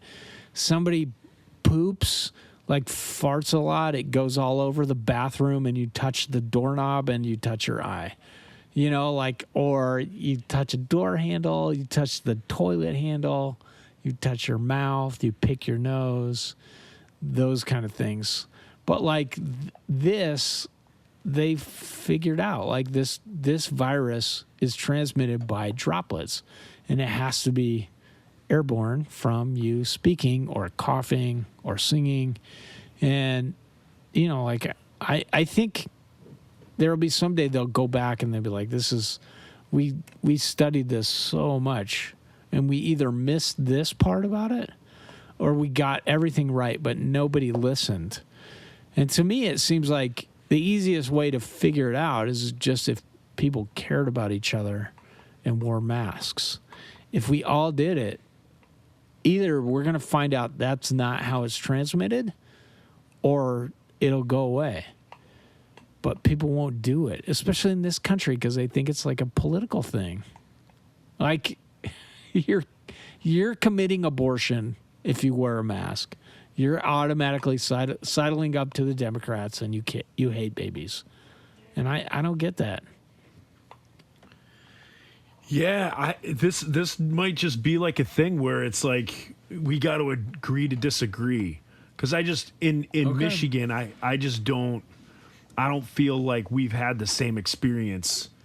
You know, in here in Michigan, I feel like we have all been like we've had the mask thing, like we've all worn it, we've done that, and everybody just continues to get it. Do you think everybody has, though, Joe? I do. Like everybody. When you All say the time. everybody, yes. So if businesses were open, everybody in that business was wearing a mask All the time. Like not pulling Yes. it down around their around their mouth. They didn't want it over their nose. I work in a hospital and people do this all the time. Like half the people have it off their nose. So as much as yes, I mean I guess if you're saying that, do people wear them incorrectly? Yes, Yeah. they do. But if it was being worn incorrectly, people were asked to leave a business. People would, that business would say, it's got to be on correct, or you got to go, or, things like that. So here in Michigan, again, I can't speak for Virginia, but like Michigan and California were like the two strictest states.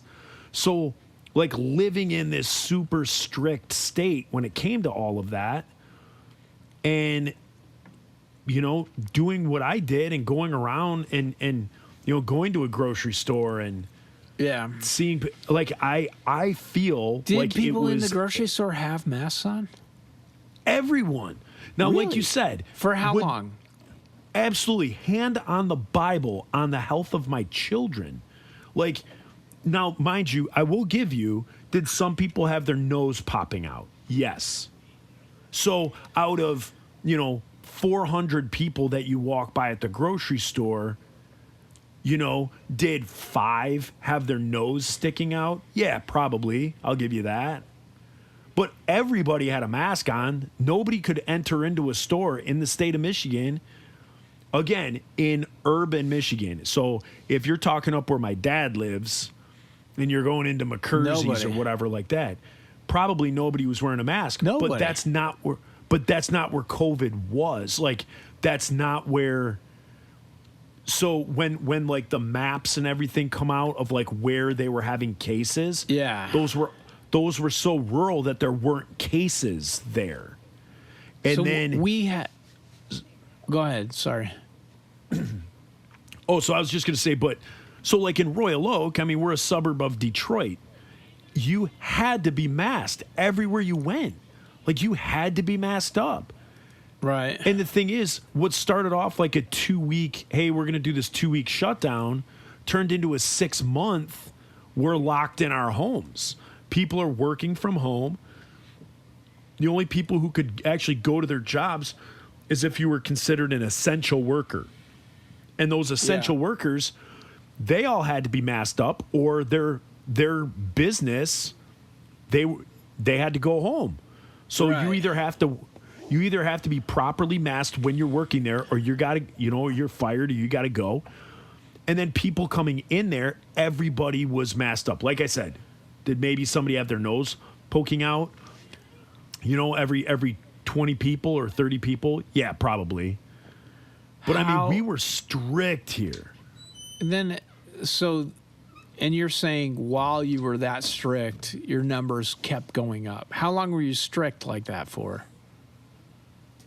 But it was probably, well, I mean, we're still doing it.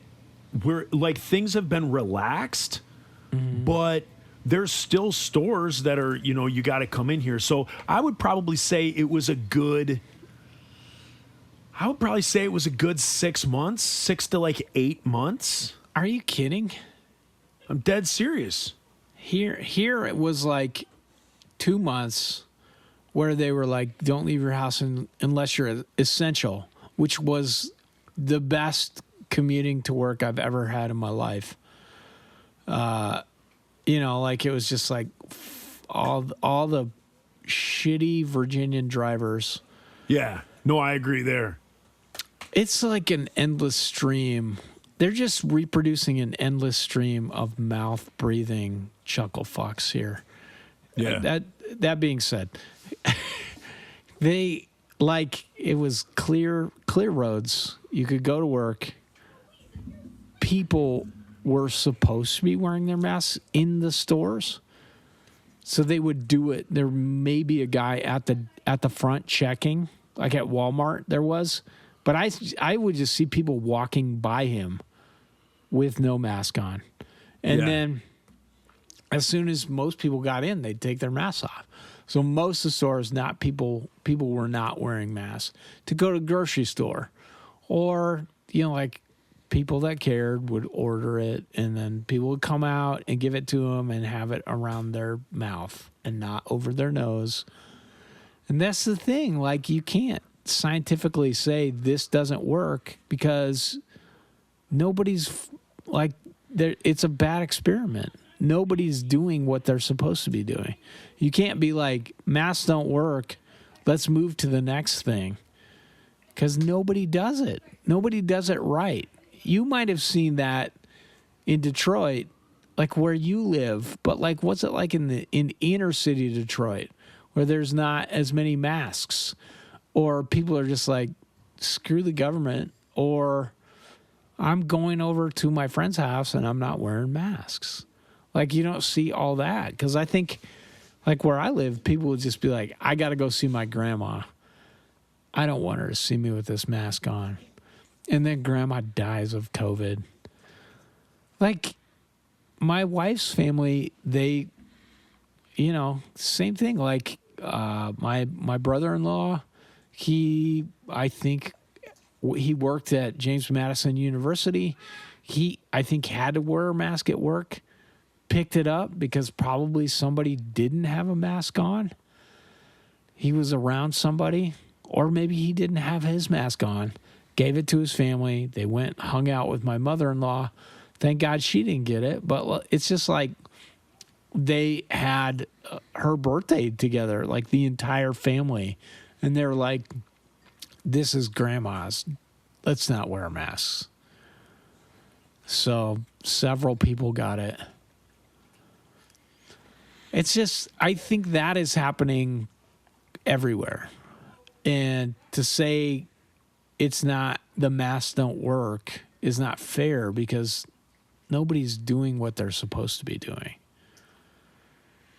I think asking Americans to wear a piece of cloth over their face is what's not working. Over their fat face. Over their fat faces. You almost found Freudian out. slipped right there. No, I think like where I live, I'm just like, all of this Christianity and Southern hospitality is fake. It is straight up just people out for themselves.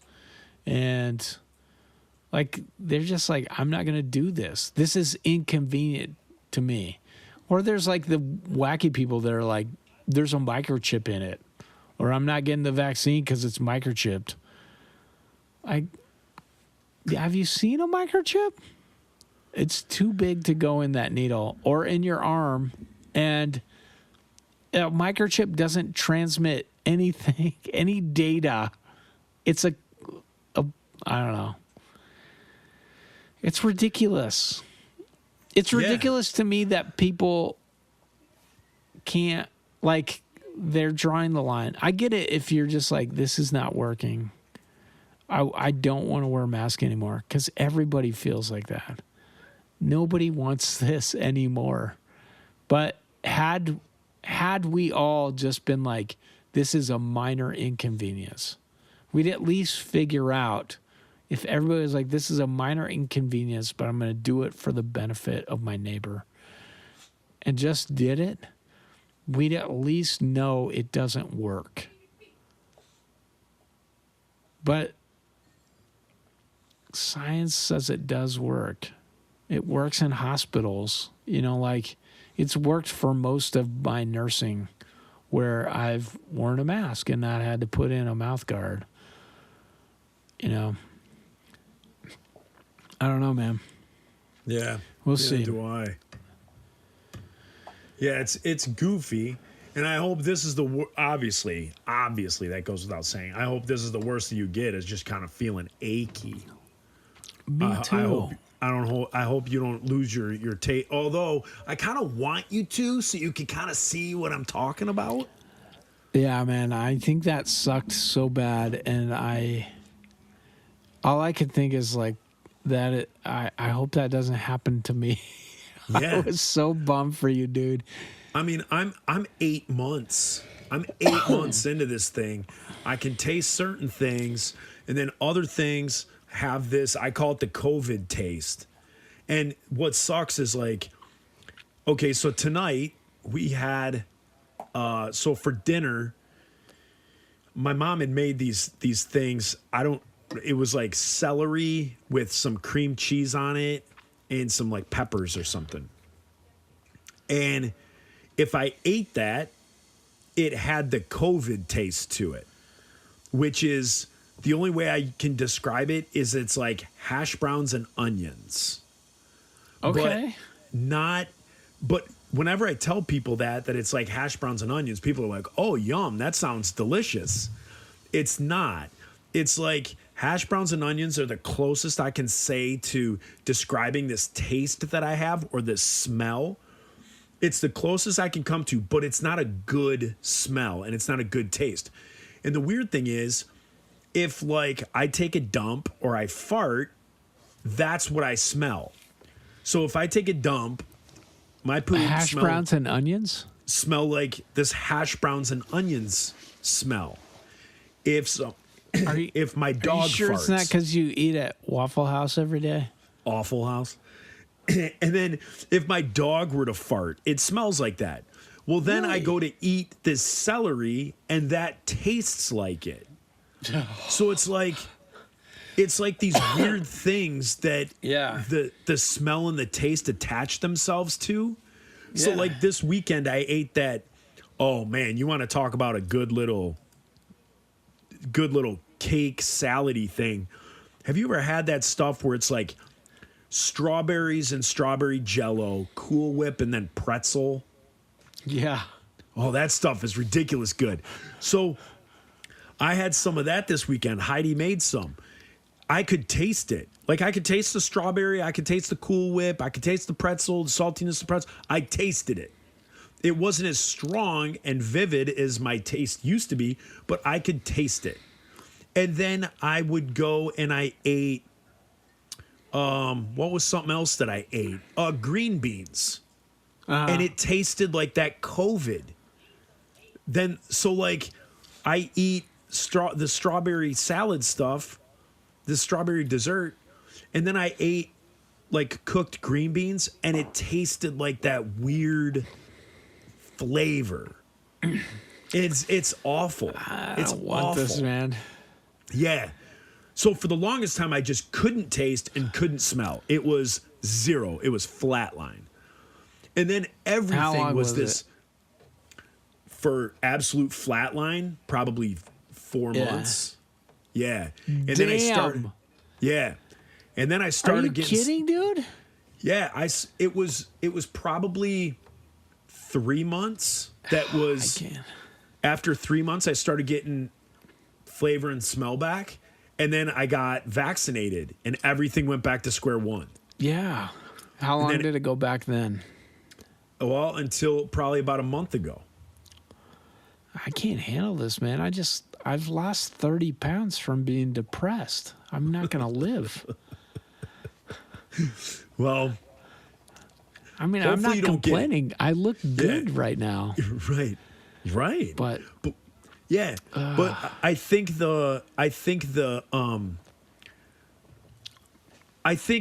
hearing from more people that get it that are vaccinated, I don't think that's happening to them. okay.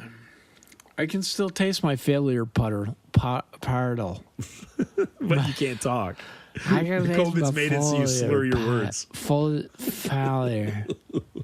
It's the COVID. Oh my God, everybody! I think I got the COVID. I think it's the Rona. I don't think it has anything to do with these 12 beers. Nothing to do with it. Joe, did you hear that? I hooked my monosynth back up.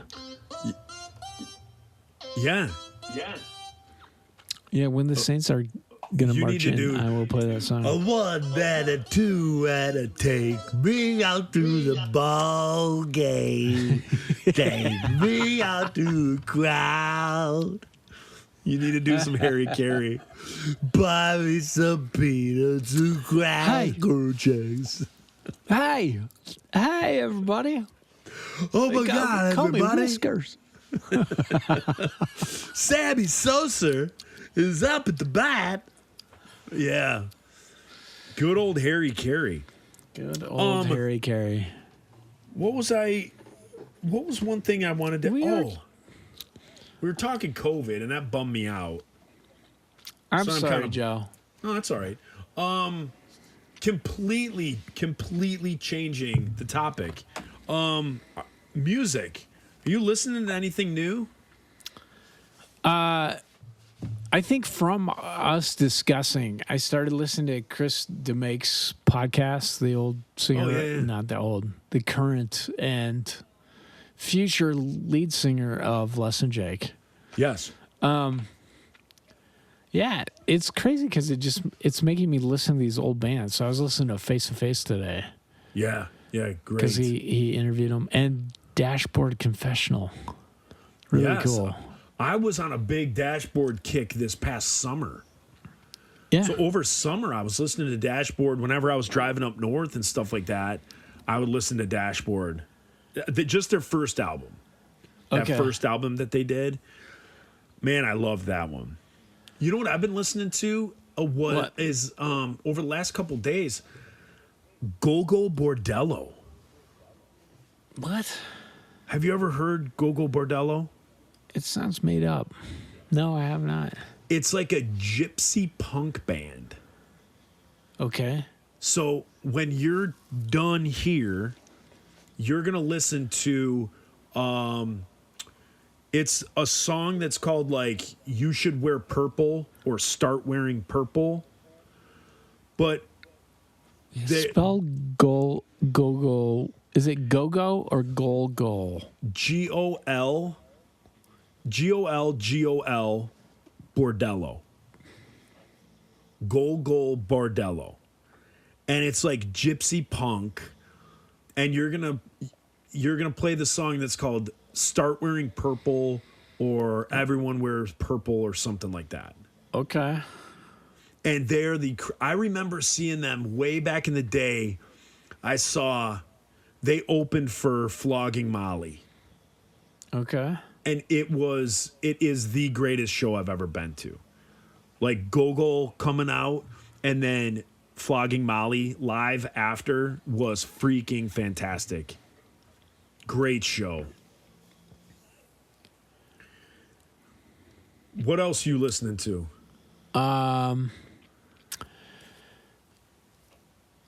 Yeah. I don't know, man. I've been listening to mostly podcasts, like Krista makes podcasts. Yeah. I've been listening to this podcast called How I Made This, which is like an NPR podcast of guys that started companies. And it's Okay. talking about like how they started it. It's really cool. Yeah. Yeah, I'm familiar with that. Have you ever listened to the Dak Shepard podcast? Yes. I think that's what got me into podcasting. Somehow Yeah. I was like, I want to try podcasting. And I was like, I'll check this out. He's awesome. Yeah, that's great. Yeah. And Joe Rogan is real good too. I have the not Joe listened to Rogan Joe Rogan. He's the number one like podcast ever. Really? Like so he has more listeners. I think he has like over 7 million like subscribers. And he's fantastic, but like so you know who Joe Rogan is, right? So he he's was the Fear Factor guy. Yeah. So he's like a comedian. He does Fear Factor. He does like UFC announcing. And he's kind of like Dax Shepard. Like, I kind of feel like Dax Shepard kind of followed like what Joe Rogan did. But Dax, great show. Recommend it to anybody. Armchair expert. And then the Joe Rogan Experience, like he'll have on like a brain doctor, like a neurologist or something like that. And he'll talk about like mushrooms and, you know, different things like that. And they'll talk COVID, or they'll talk hunting, or they'll talk like all sorts of like weird things. But he has like these experts come in, and it's just like really good, like thought provoking, you know, what would you call it? Conversation. So it's like, you know, Joe Rogan talking to like an expert, you know, and then there's some where he has like comedian friends on there and things like that, in the same sense that Dax Shepard will have. And I guess if you want to boil it down, like the Joe Rogan podcast kind of takes more, if again, everything nowadays is like broke down, like, you know, politically. Joe Rogan, he's more, I would say he probably, people would peg him more of a Republican, although he has very liberal and democratic views on a lot of stuff. But it's probably more of a right-leaning show. And then the Dax Shepard is more like a left-leaning show. Yeah. But they both kind of do the same thing. They'll have experts come on and stuff. But through that, man, I learned that, what's his name? Dax Shepard is a smart cookie. Right. That dude it's is smart. Funny because he always plays dumb guys. Yeah, he plays really dumb guys.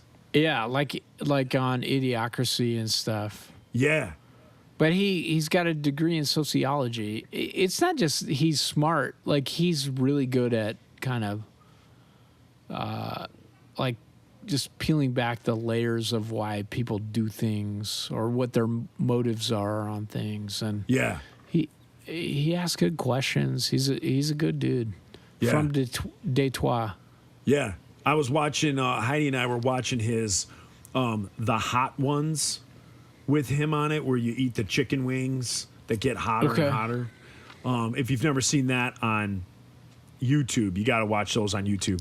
But Dax was on that, and he's so funny, and he's just very smart.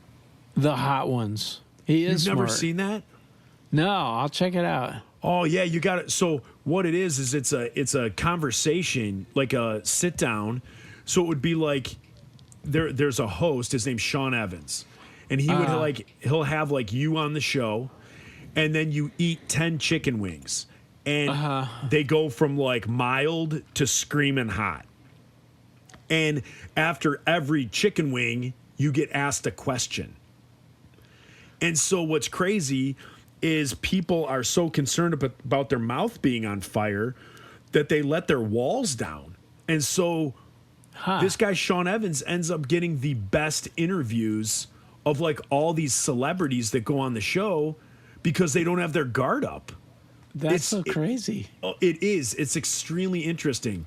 And now he's starting to get, because the show is so popular now, it's in like it's like 7th season or something like that, or 7th year of doing it. So when it started, it was a lot of like nobodies, YouTubers, things like that.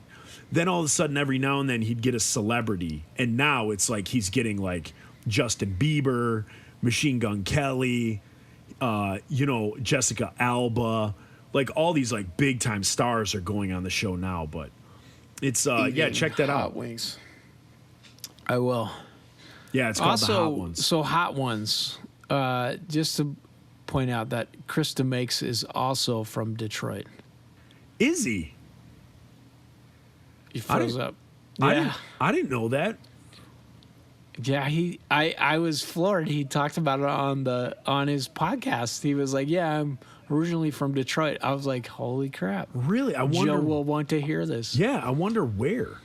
I wonder where he's from. Yeah. What area? Because again, people say they're from. Oh, I think I just stopped recording. What just happened? I'm not seeing. Mine's still going. Okay. Oh, there we go. Is your Okay, I'm good. I'm GarageBand's good. still going? Yeah, but GarageBand was just showing a flat line. It's not showing the sound waves. All right. Man. Well, we're at about the 2-hour mark. So, ladies and gents, I hope we didn't bring you down with more politic or COVID discussion.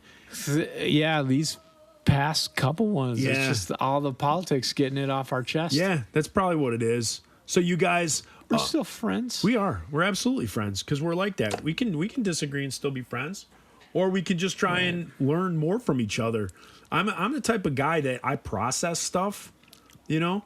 So stuff that you talk to me about, like I might be like, nah, I don't agree with it, but I think about it and I think about it and I think about it because that's what I think we should do. We should grow and learn from each other. I'm not the guy who, if you're going to be standing out front with a sign that says everyone needs to wear a mask all the time, I'd probably be like, that guy's a moron. Like, you're not going to change me with a sign or a 5-second discussion. Yeah. But a good discussion and then give me time to think about it. I'll be the first one to admit when I'm wrong. But yeah, a lot of political talk, a lot of COVID talk. But you guys, Patreons, I hope you've enjoyed this.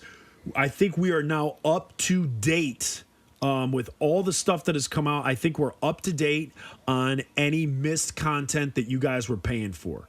So I think after you hear this and this one goes off the air, or we go off the air on this, I think we are all caught up, and then we can start back into the freebie portion and the paid portion, each week. But I think you guys are going to be getting like 4 hours of content, and freebie people won't be getting this. So, so that's Please that, man. absolve us of all sins. Yes. And then the next one, we're going to be doing freebie stuff. We're going to be naming names as far as Patreon subscribers and the new subscribers and all that good stuff. And so that's it, man. Pickle and Boot Shop. See you later. Peace. I'm pizza.